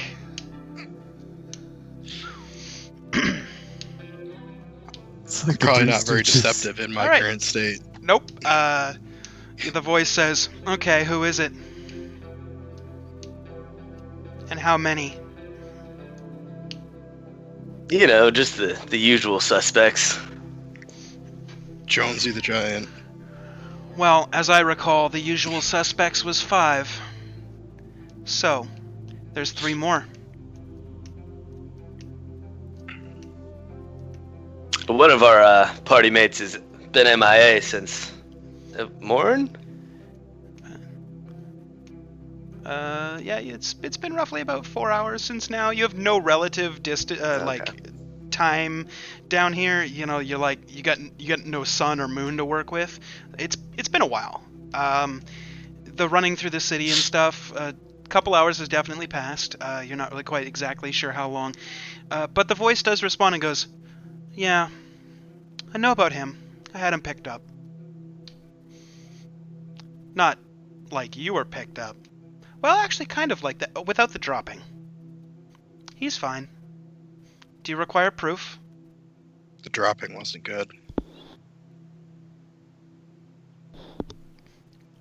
"Do you require proof he's alive?" Who?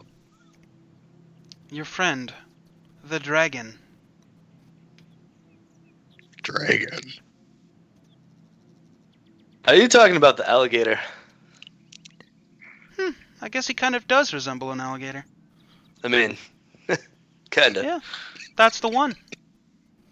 Green armor, scales, terrible bad breath.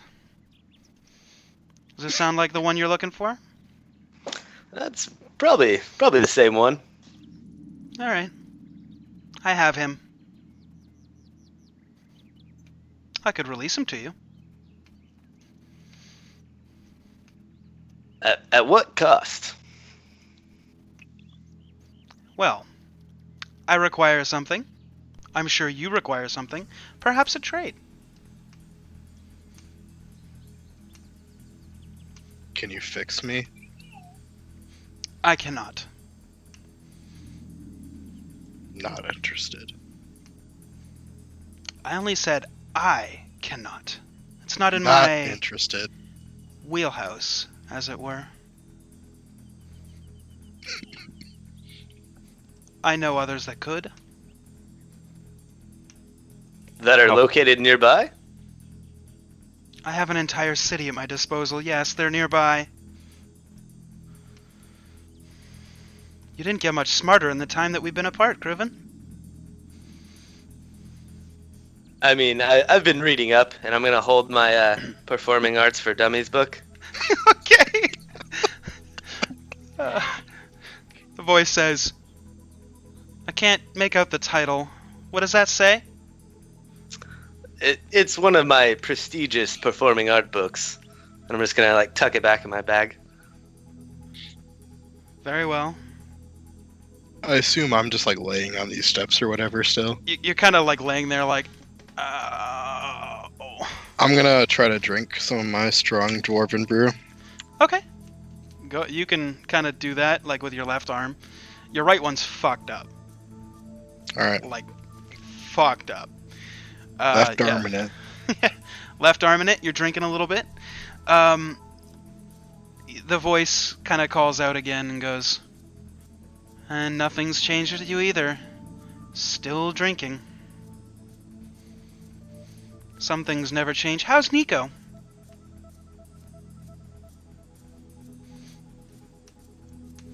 Yeah, about that. Where is he? Nico. I didn't notice a gnome among your group as you entered.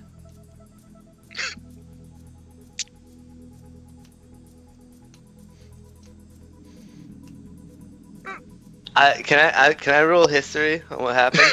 Yep, you can. Because I'm not sure specifically. Last you recall, you had left Nico to watch over Last Drink. Then, in the time that you guys went north to remove your curses, Nico was in Last Drink, presumably bar taverning it up, and when you came back, the warlock has sent his forces at the town and slaughtered everybody. Nico's body was not among them, and you've not seen him since. That's what I thought. So that yeah. We honestly don't really know. And where's Jonesy? I'm gonna left arm Jonesy's head out of the bag. The voice is like, oh, that's fucked up. Oh, which one of you did it? Oh no, wait. Is his head still in the bag? It's in the bag of holding, yeah. Just his body Oh. isn't? Yeah, no, his body had you guys had taken it out so Kruven could desecrate it at the rune to Oral. I had So to you still use have his both, head, right? Did Or- you have to use? Okay. No, I think I you don't just know. left No. the body. I think you kept the head, didn't you? I have I no didn't. idea. I don't remember. Fuck it, Yeah. we'll retcon it. You've got the head. All right. Okay. So you whip out the head. She's like, "Oh, that's fucked up. Which one of you did it?" Well, I mean, I didn't do that. Hmm. He But kind you of did died something. What did you do? I mean, not anything that he wouldn't have cared too much about. roll deception. I'm just gonna look down and like scratch my my chest plate. All right. You hear a voice. It's like, that makes sense. I see. Is Jonesy's ghost gonna chime in? I'm not sure. Is he? All right. So the voice says, This chat is amusing. It's nice catching up with old friends. However, we're about to have company. New friends are arriving. So, if there's nothing else, shall we let them in?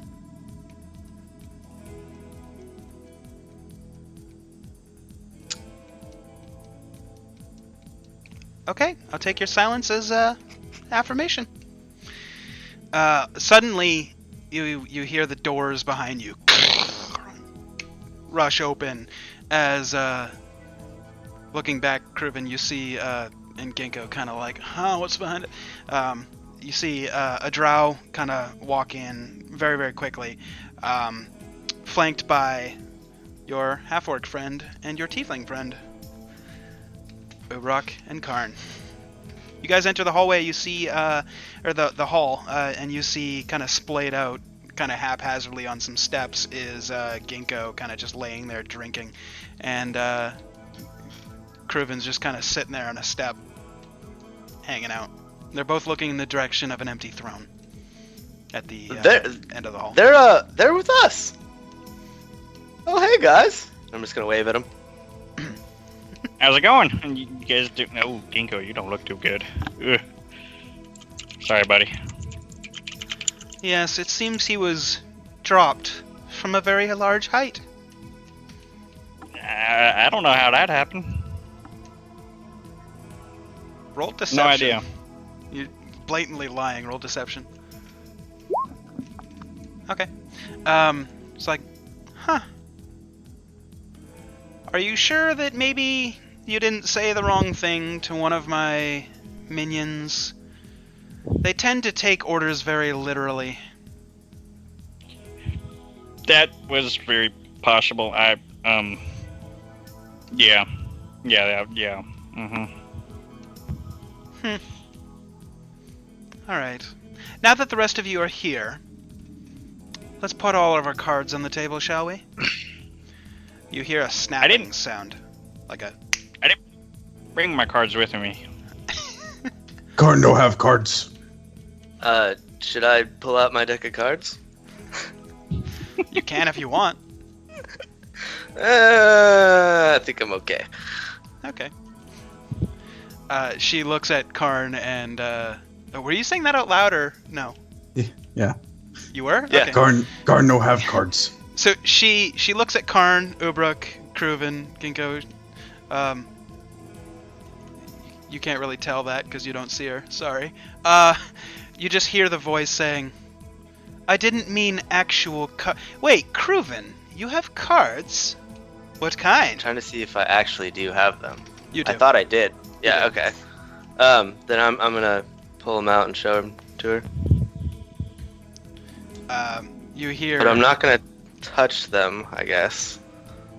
You can kind of like fan them out or whatever without Yeah. drawing. You have to Okay. like explicitly say I'm gonna draw this many cards Oh, and then draw okay. them for it to be in effect. Perfect.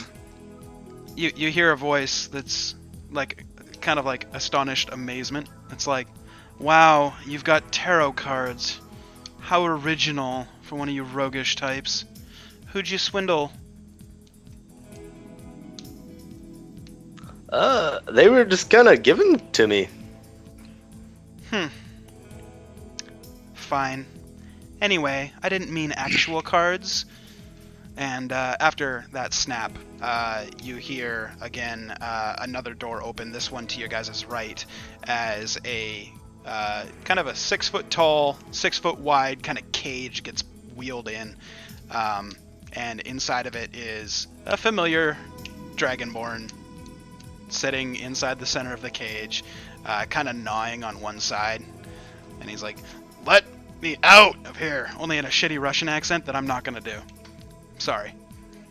You've got to let me out. That was Sure. even worse. Yeah, that was a little bit more German, but alright, it's fine. Release alligator. Okay, I'll make you a deal. Nope. I recognize the voice. I'm gonna start rolling towards the door. Gonna leave you just like before. You can a talk. bear? You talk too Roll? much. Alright. You start rolling towards the door. For the first 5 feet, I'm gonna have you make a dexterity check. Alright, now roll a d4. Alright, you hear a crack in your knee and something pops. You take 1 point of damage. That's the first 5 feet. Do you want to continue? Yep. Okay. Next 5 feet. I'm over it. We can. It's dexterity Oh. check every time. We can expedite it. All right. You say you get to go about another 30 feet. There's a chuckling coming from behind the throne. You notice a little bit of the curtains shake a little bit, and stepping out from behind the curtain, you see a familiar tiefling form as Callista steps out from behind. Looks at Ginkgo, looks at Kruven, says, "Boys, we just got the gang back together. You already want to leave?" Ginkgo flips her the bird.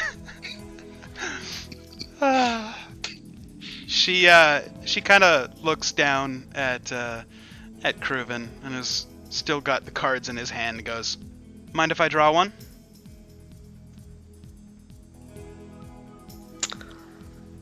I mean, what? Can I recite back what you have to say? Yeah, Or you just. do you have to just draw? Can she just draw one? She can just draw one. Pretty much the magic of it only works if you specify how many you're going to draw. So by her asking it, "Do you mind if I draw one?" the deck kind of knows she's going to draw one. It takes into effect. Okay, then yeah, I'll let her. She's like, "How fun! I get to know my my fortune." Do you have your deck with you? Yeah. Alright. This'll be fun. This could totally fuck up the entire story, but we're gonna find out! Oh man. Did I have to take anything out? Yes, you have to From- remove... I already had Uh, all of that removed. Okay, But so anything else? did you remove Fate's Throne and Sun? So, sorry, take out the Ace of Hearts, Ace of Hearts. Okay. the King of Hearts, Okay. and the King of Diamonds. Okay. Alright, now splay them out in front of you. Oops. 1 sec. That was Alright, the wrong one there. This one. That one. Yeah. Because there's Ace of Hearts, King of Hearts, and then King of Diamonds. All right, so splay them out in front of you, facing towards you, Uh-huh. so that you Oh, can see the cards. Okay. All of them? That's a lot. Jesus. Yeah, it's 19 cards, so. Hold them up to Okay. the backs to the camera. Okay.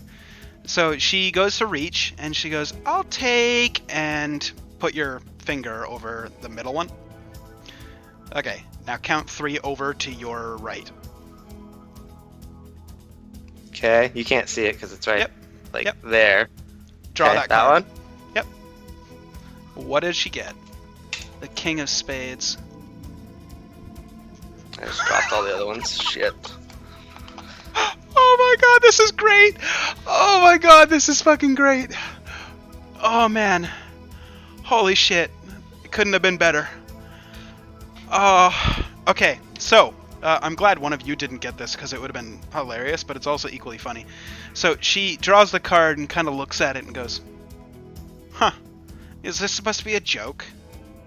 And she turns it towards you, and you can see it looks like a black hole wreathed in red, and on the bottom it says ruin.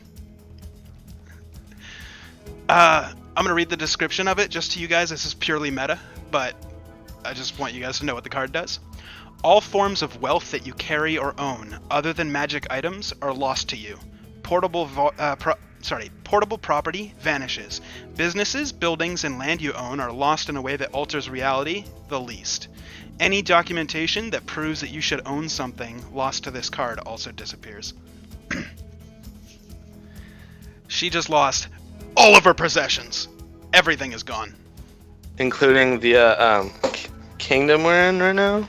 It's funny you should say that. So, she says, so what's it mean, Kruven? I mean, I'm not really one with the whole tarot card thing. I just like having them around. I'm just gonna kind of like look around and assess Okay. the situation. Don't bother rolling perception. There's nobody else in here. She's like, okay, very funny. Nice trick, even though nothing happened. Here's the deal. I'll give Bali back to you. As a sign of good faith, I'll have one of the city heal Ginkgo for you. You'll do a task. You'll bring something back to me. You can have your dragon back. Deal? Sure.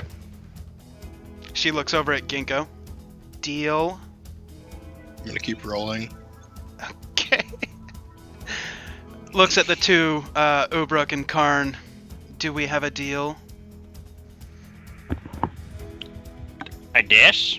I mean, sure. I have no idea what's going on, but okay. Looking at Karn. Okay. Very well. I need you to go to the temple to the southeast of here. I believe you passed it on your way in. I need you to go into one of the wings. You need to enter the room that is dedicated to Lolth. I need you to get something. Doesn't matter what. Could be a painting. Could be a statue. Could be a chalice. Something from the room. And bring it back. That's all I need. Well, why don't you just go get it yourself or have your minions do it for you? They will not enter. Somebody who ruled this kingdom before I arrived had the great idea of desecrating all the gods and stealing various artifacts from all kinds of gods and storing it within their sacred temple. And since then, the gods don't really like that place, and anybody who enters has not been seen since. So, you go in, you get me one small trinket, you come back. And you'll just let us go. Absolutely. I don't believe her. You don't know if you don't believe her. Would you like to roll insight? Yes. Roll an insight. Seems trustworthy. Seems legit. Fuck. Okay. Well, go get you your chalice or painting or whatever it is you want. Anything will suffice. Please come back quickly. And then she turns around and walks behind the curtain. Wait, what do you need it for? I'm gonna start walking out. No response. As you're walking, you pass Ginkgo, who's kind of rolling on the floor up a couple of stairs. Just for the sake of brevity, give me 3 dexterity checks. Can I help pick him up? This is for him rolling the whole time. Okay, Okay. gotcha. Got 4. So, okay, so pass, fail, and pass. Give a d4. And take that amount of bludgeoning damage as you roll over one of your broken bones. And it hurts. Kruven, you see him. You want to pick him up? Yeah, I'll help. Or- Okay. Yes. So you kind of like gingerly kind of pick him up. Most of his weight is on you. It's kind of burdensome. You can only move at half speed, but you can kind of carry him for the most part. You know, he's kind of like hobbling alongside of you, like one arm, the good arm draped across your body. Still has his ale or his dwarven brew in the hand, and it's kind of like, Karn and Ubruk, are you guys following, or? Yeah. Okay. Yeah. As you guys are leaving, you hear the squeaking wheels as you hear, "Okay, come back quick. Thank you." As Bali gets wheeled into the other room. You exit the grand hall, and you see a couple of drow in plate armor holding glaives standing by the door. They notice you, and they just kind of point across the way, not to the exit or the entrance where you guys come in, but a room just off to the right hand side. They kind of usher the 4 of you into that room. You guys all going? Okay. Are they looking at me? Or they have their head kind of down, or looking at the other party members? Everybody regards you like royalty, pretty much. So they're all not making eye contact with you, and they're just kind of like, over there.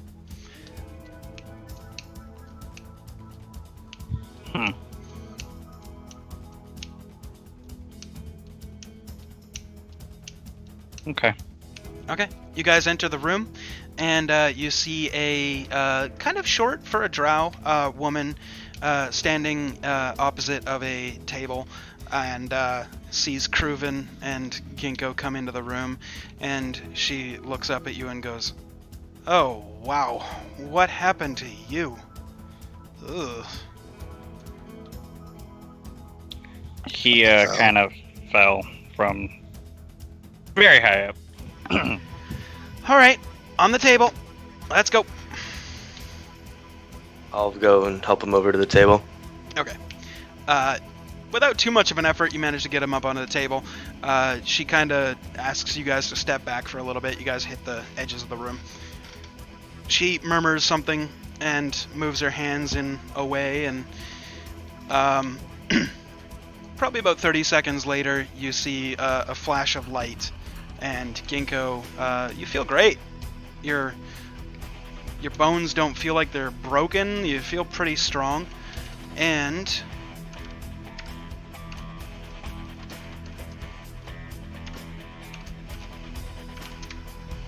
you heal 56 points. And Alright. she kind of looks down at you and kind of taps you like right between the eyes just a couple of times. Every time you tap, or every time she taps, like you're like blinking. You're like, what the hell? She's like, just checking your reflexes. You're good. Don't keep her waiting. Now go. You mind if I could get a little bit of that light touch? She kind of leans over, touches you on the shoulder. You heal 10 points. Thanks. I'm just gonna start shuffling out. Karn or Ubruk? Heal me too. Well, yes, of course. Full treatment or just a quick touch-up? I'm sorry. She, like, looks down at your feet. Just a quick touch up.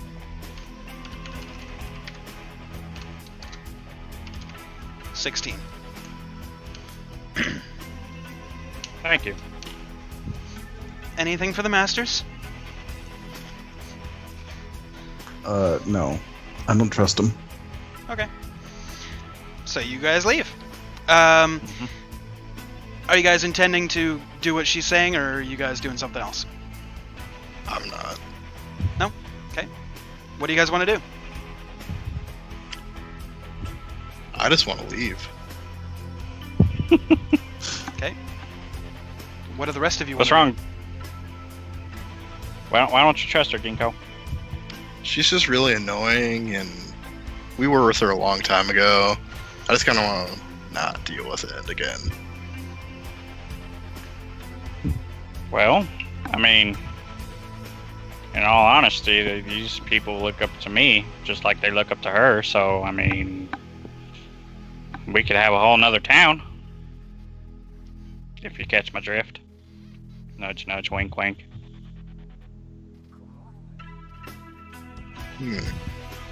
Karn save alligator. Yeah, we'll shave him. We'll shave him, Karn. We can do much more than save him.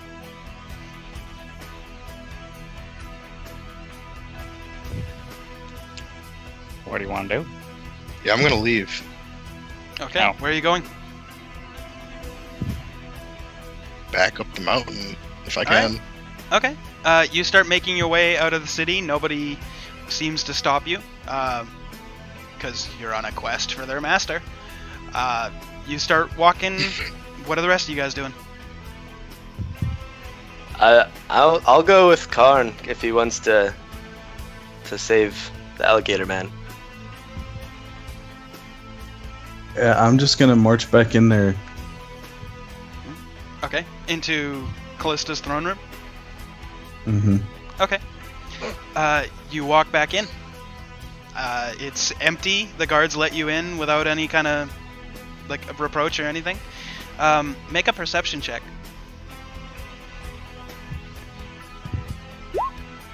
Okay. You hear, "What the fuck? It was just here." What? I bet you Kruven fucking stole it. Fucking dick. Never should have. Should have just had them killed as soon as they entered. Whatever. It's fun. Oh. Hi there, orc guy. What's up? I'm gonna totally ignore her and go over to the alligator's cage. Okay. It's through presumably another room on the right. You want to go open the door? Okay. Yeah. You try and open the door. It seems to be locked. I'm gonna knock on the door. Okay. Eggman style or actual knocking? Actual knocking. Oh, okay. So. No response. You hear a voice from the throne go, "They only answer to me." Do I hear that outside? If you're not in the hall, you don't hear anything. I'm gonna go see what Karn is doing. I'll Okay. follow. You guys enter the hall and you see Karn. Very much Karn, like, what you doing? very much like Penny, Penny. But instead he's just. What you doing over there, Karn? Saving alligator. Is that door locked? Door not open. Have you tried opening it? Door won't open. I mean, you know, I've seen his style before. I'm gonna walk over to the door, and then can I turn around and see if I see her or if Sure. she's Make an investigation check. okay? All right. She's sitting in the throne.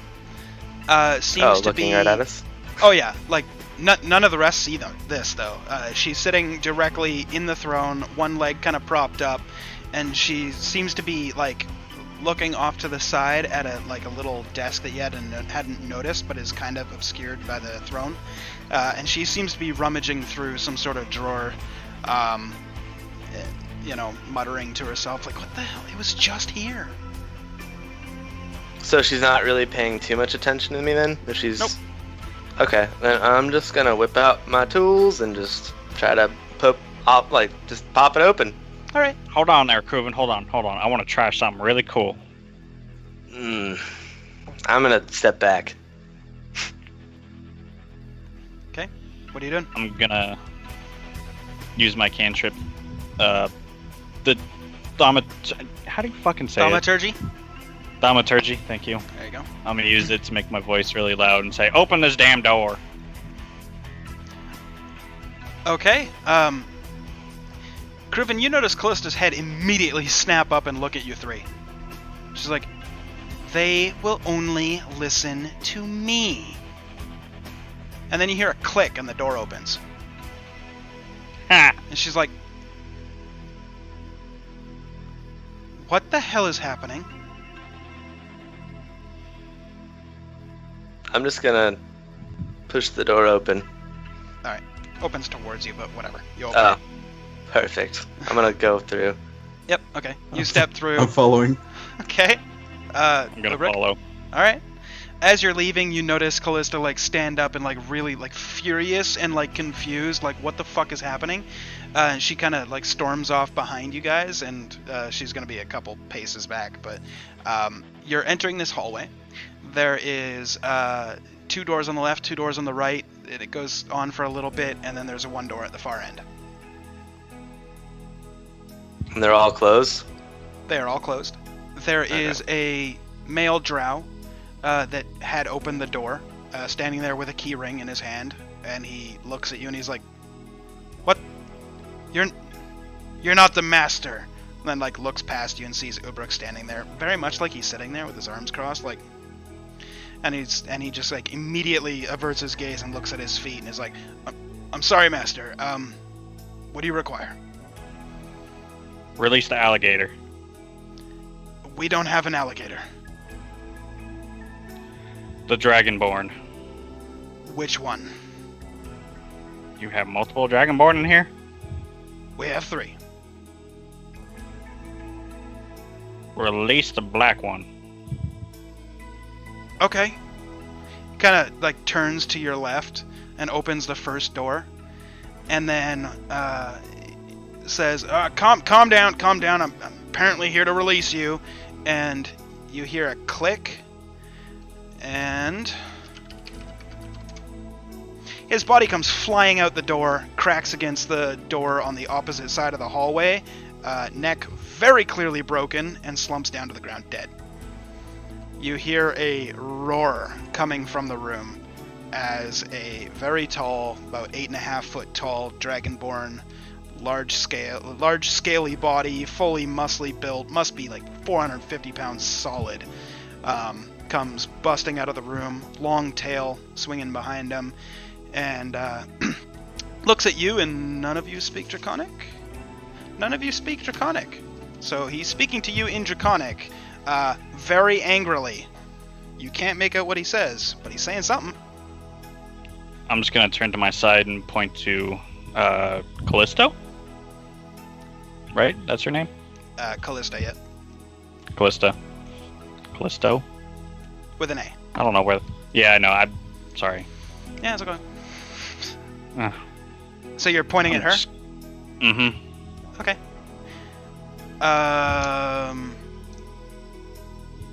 Roll initiative for yourself.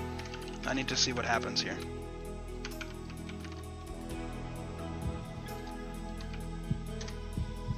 That's Callista.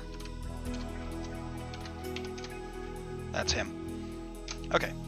So, in order, Callista goes, "What? No, wait, don't!" And then the Dragonborn just starts stomping and running forward. He's taking up pretty much the whole hallway, and he's making a mad dash straight through all of you. I need dex saves with disadvantage from everybody in the hallway. So not Ginkgo. Okay.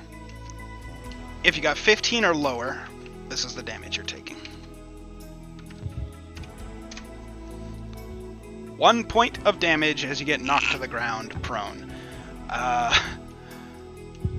Ubruk, he kind of, as he was like running towards you, he's like thrashing and people are getting knocked out of the way, Karn and Kruven, and he gets to you and like stumbles past you and you kind of brush off to the side and you're like, whoa! And then he wheels around with his tail and he's going to make a tail whip attack against you and Callista. Misses you both. But now you're all in combat, so please roll initiative officially.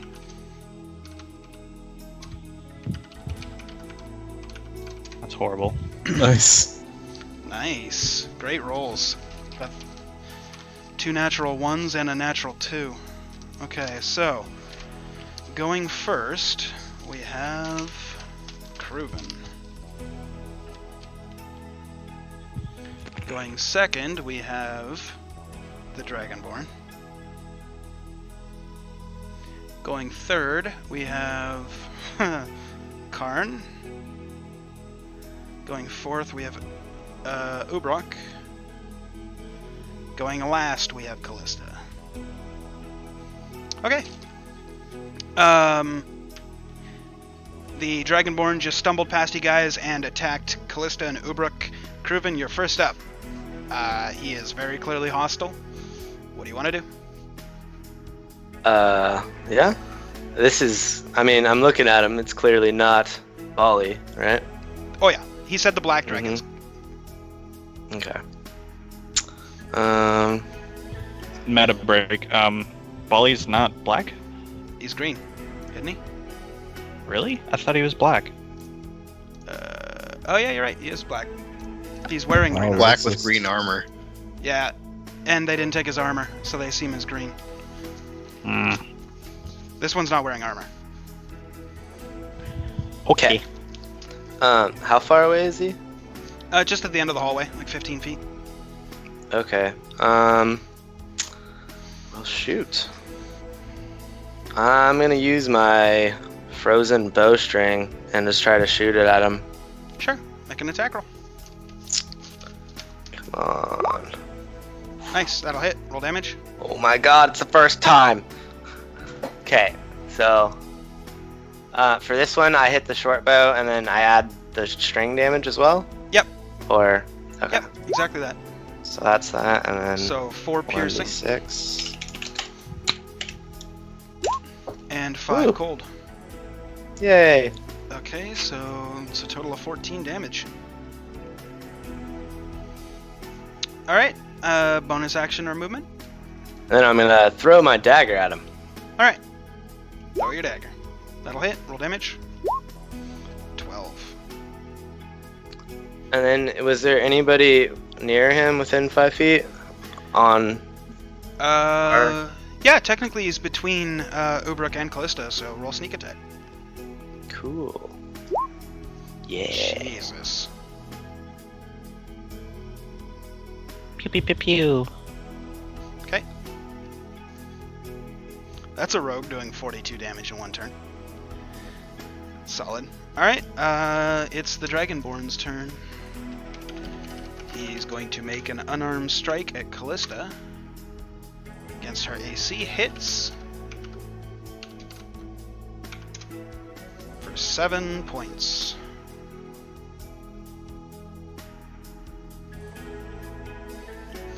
Okay. He doesn't make any movement, and he doesn't have anything he can do in a bonus action. Oh wait, yes he can. He can make a breath attack.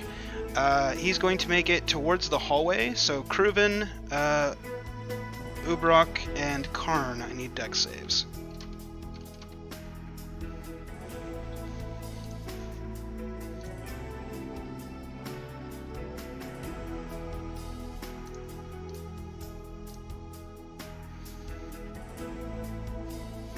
I'll make his roll for him because he got up. Whoops, I didn't notice.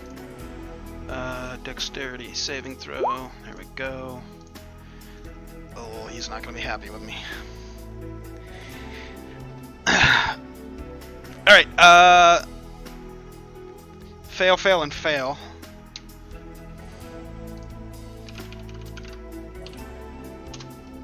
You all take 9 points of poison damage.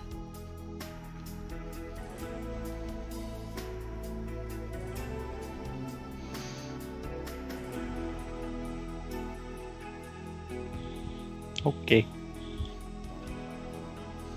I will have to tell Kruven when he gets back.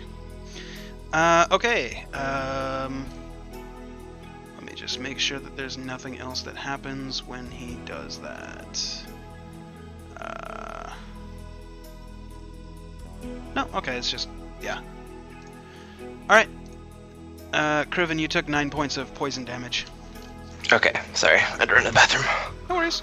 Karn, you're up. 9. Just poison? Nothing else? Just poison Okay. damage. Alright, I'm gonna get up. Okay. That takes half And- your movement.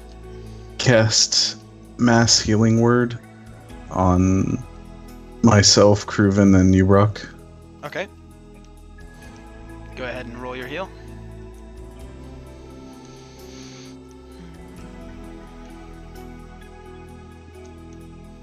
Five healing points to you three. Any bonus action or movement?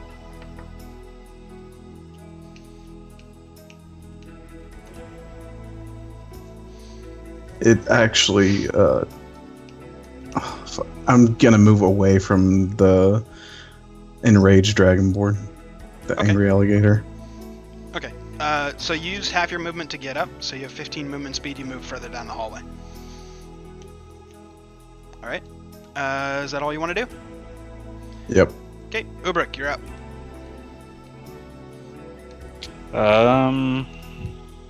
How close to it am I?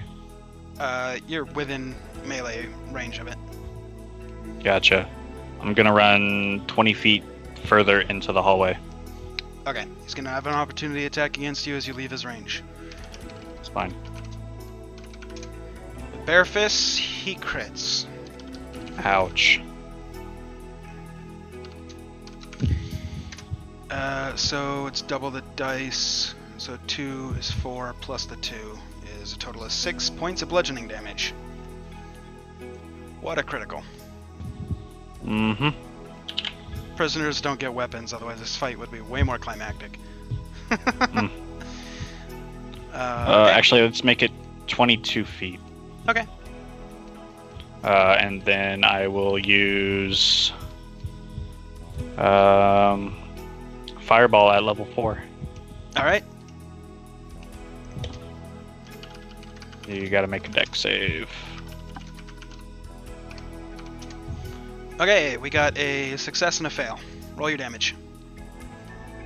And since I used it at a higher level,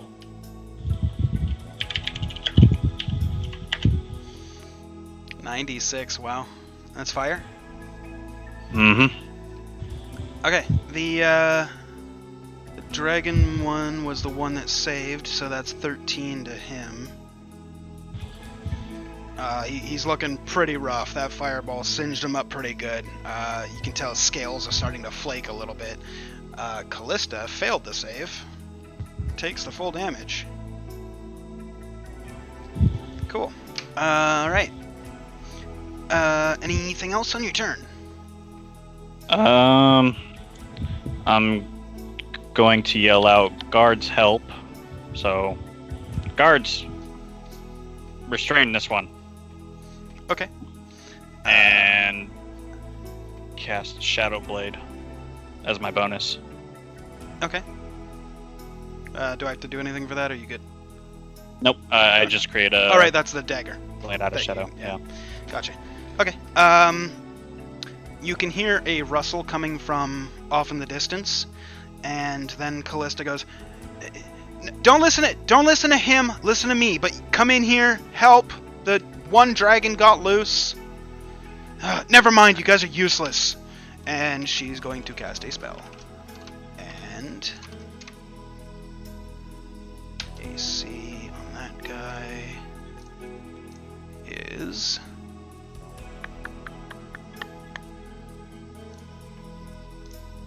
Okay, that'll hit.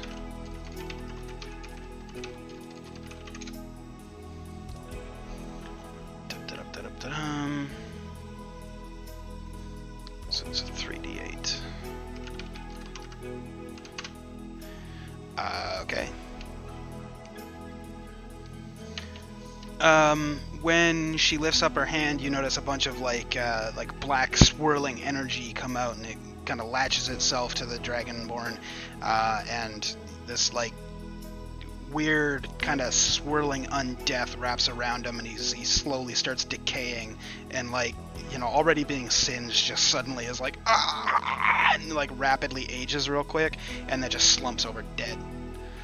And Callista looks up at you guys and goes, "Woo! That was close. Stop releasing my prisoners." Just like the old times, right, Kruven? You know, nor here nor there. So, can you stop releasing my prisoners? I mean, it wasn't really Nah. me who did it. It was No. too much fun. It was him, and she points past you guys to the corpse laying on the floor. And she just walks over, grabs the key ring. And is like, "Are we done messing around?" Just as you say that, or as she says that, 4 or 5 guards and a gargoyle come bursting into the room, into the hall, and they're like, you hear a bunch of like words, but you can't make out what is being said, and then they kind of run over, and you see them like from your vantage in the hallway. They peek through the door, and they're like, "Over here," as the drow are like, did I say dwarves? I meant to say drow. Whatever. No, you said drow. Okay, good. I was like sitting here, I'm like, did I say dwarf?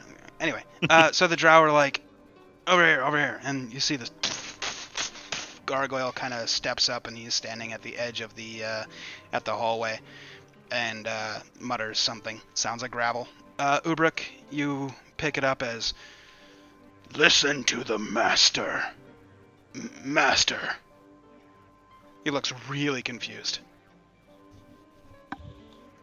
I'm going to point towards Callista and tell them, "Seize her. She's a fraud." Interesting.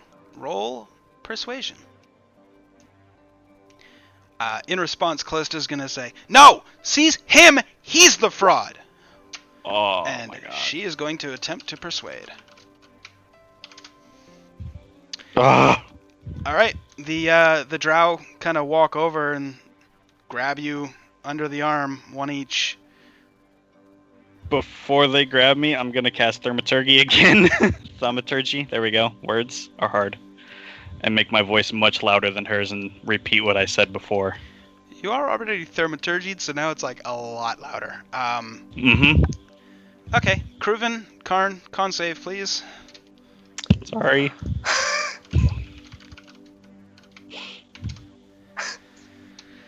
Okay. Karn, Kruven, and Callista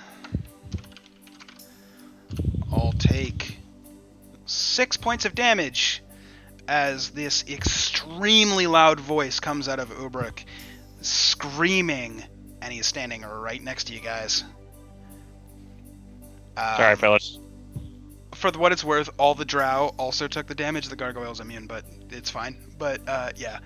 Callista's like, "Let's not play that game," and then casts Thaumaturgy and screams right back at you, "'Cause I can play it better!" Con saves for all 3 of you.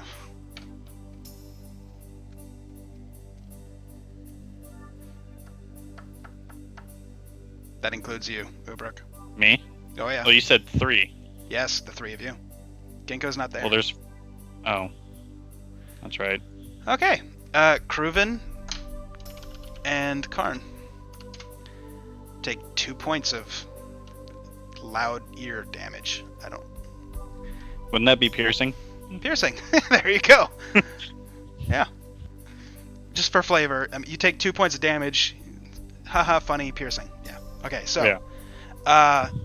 And now Ubruk and Callista are yelling at each other back and forth. The drow are kind of standing there confused, not sure who to listen to.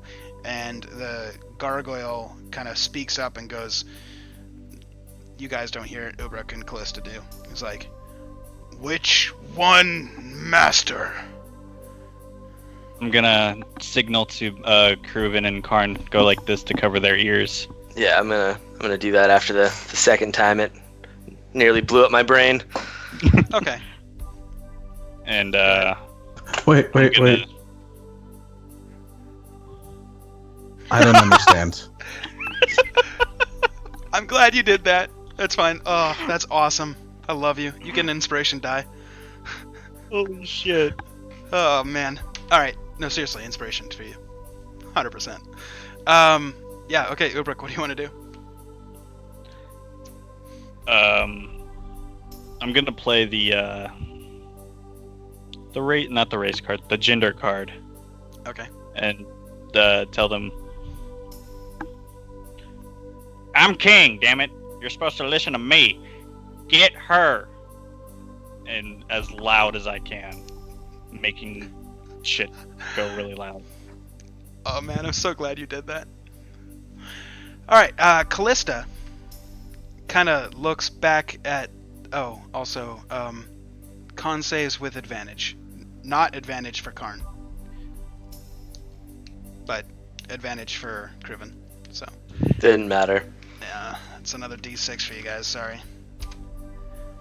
Callista's also taking it for what it's worth.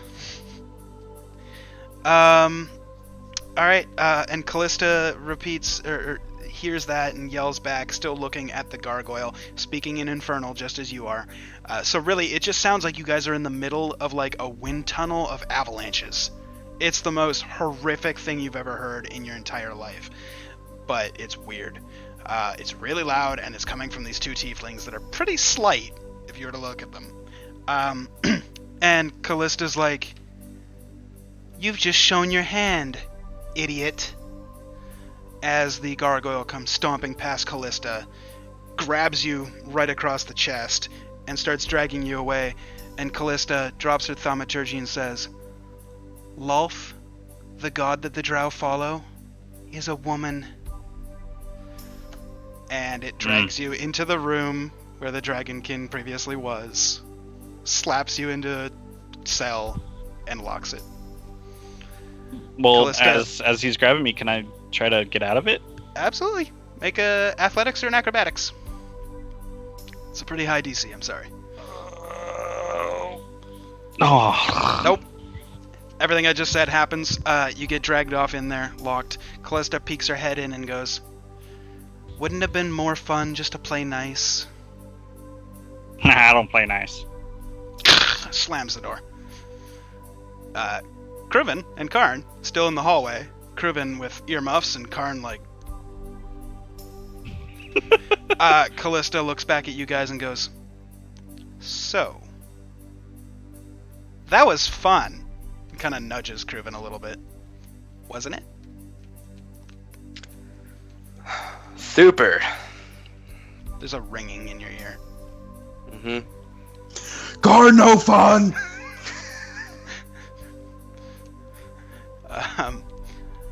I should say, Ginkgo, make a perception check. You've heard some screaming over the last couple of minutes. You still leaving the city? Yeah. I'm Alright. also not affected by difficult terrain, so. Yep. I'm I know booking that it. bit. Yep. Alright, I just wanted to make sure, like, if you're not doing anything. Okay. Okay, then going back to the scene as it was. Callista kind of looks back at Kruven and Karn and goes, "So, how do we fix the situation? And give me back my gold." What gold? Really? Really? I had a stash full of gold before you got here, as well as... Never mind Trust those. me, I like Doesn't matter. stealing things. I do. But I haven't stolen anything today. Make a persuasion check. But it's the truth. And you're trying to persuade her. So you have advantage on it, because it is the truth. She's like, "Well, you've never lied to me before.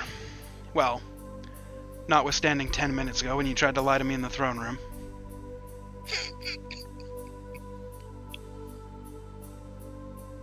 Fine. So, if you want your alligator and your tiefling friend back, how about you guys go on that task?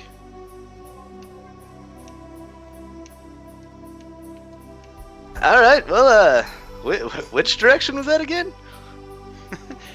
She gives you the directions. You recognize it as the temple or the building that you guys had passed through when you were walking down. Oh, I know. I was just being an ass. Oh yeah. All right. It's just me and Karn, right? Yep. Yeah. Yeah. All right. Well. All right. I'm just gonna start kind of walking off that way, Okay. and like motion for him to follow. Okay.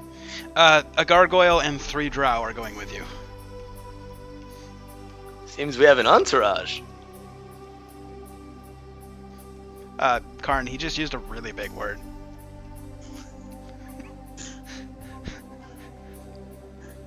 Corn save alligator.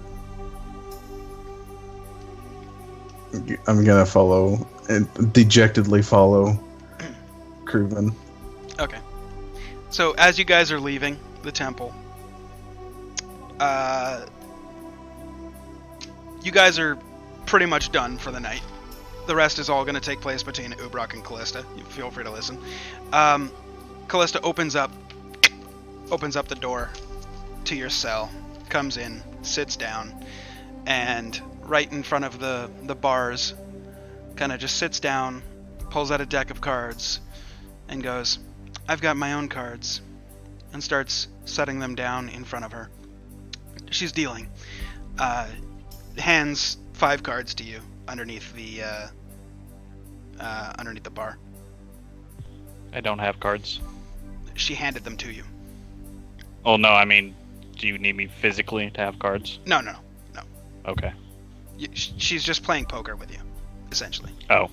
Only the Okay. D&D version. As you guys are playing a couple of hands, she kind of leans in close to one of the bars and beckons you to lean closer. Do you lean in? Nope. She says, "Fine. I'll tell you a secret. Hope nobody hears it. Then again, they won't question us anyhow.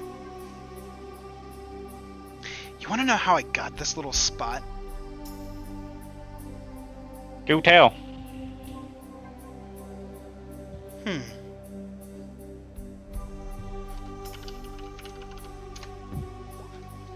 Okay. She looks you dead in the eyes, looks you up and down, goes, "I simply said that I was an emissary from Lolth, and they believed it. They'll do anything for Lolth. You'd think if you guys were coming into the Underdark, you'd at least know the deity that reigns over this whole...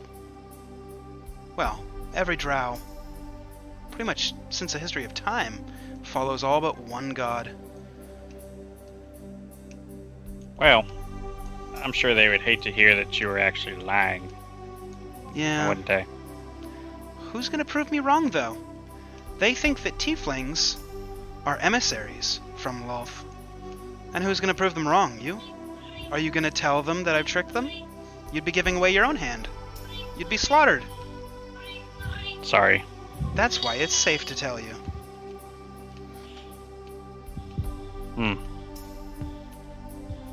We'll see. I guess we will. Are you gonna play nice, or should I keep you in this small cage? Oh, please keep me in the small cage. Okay.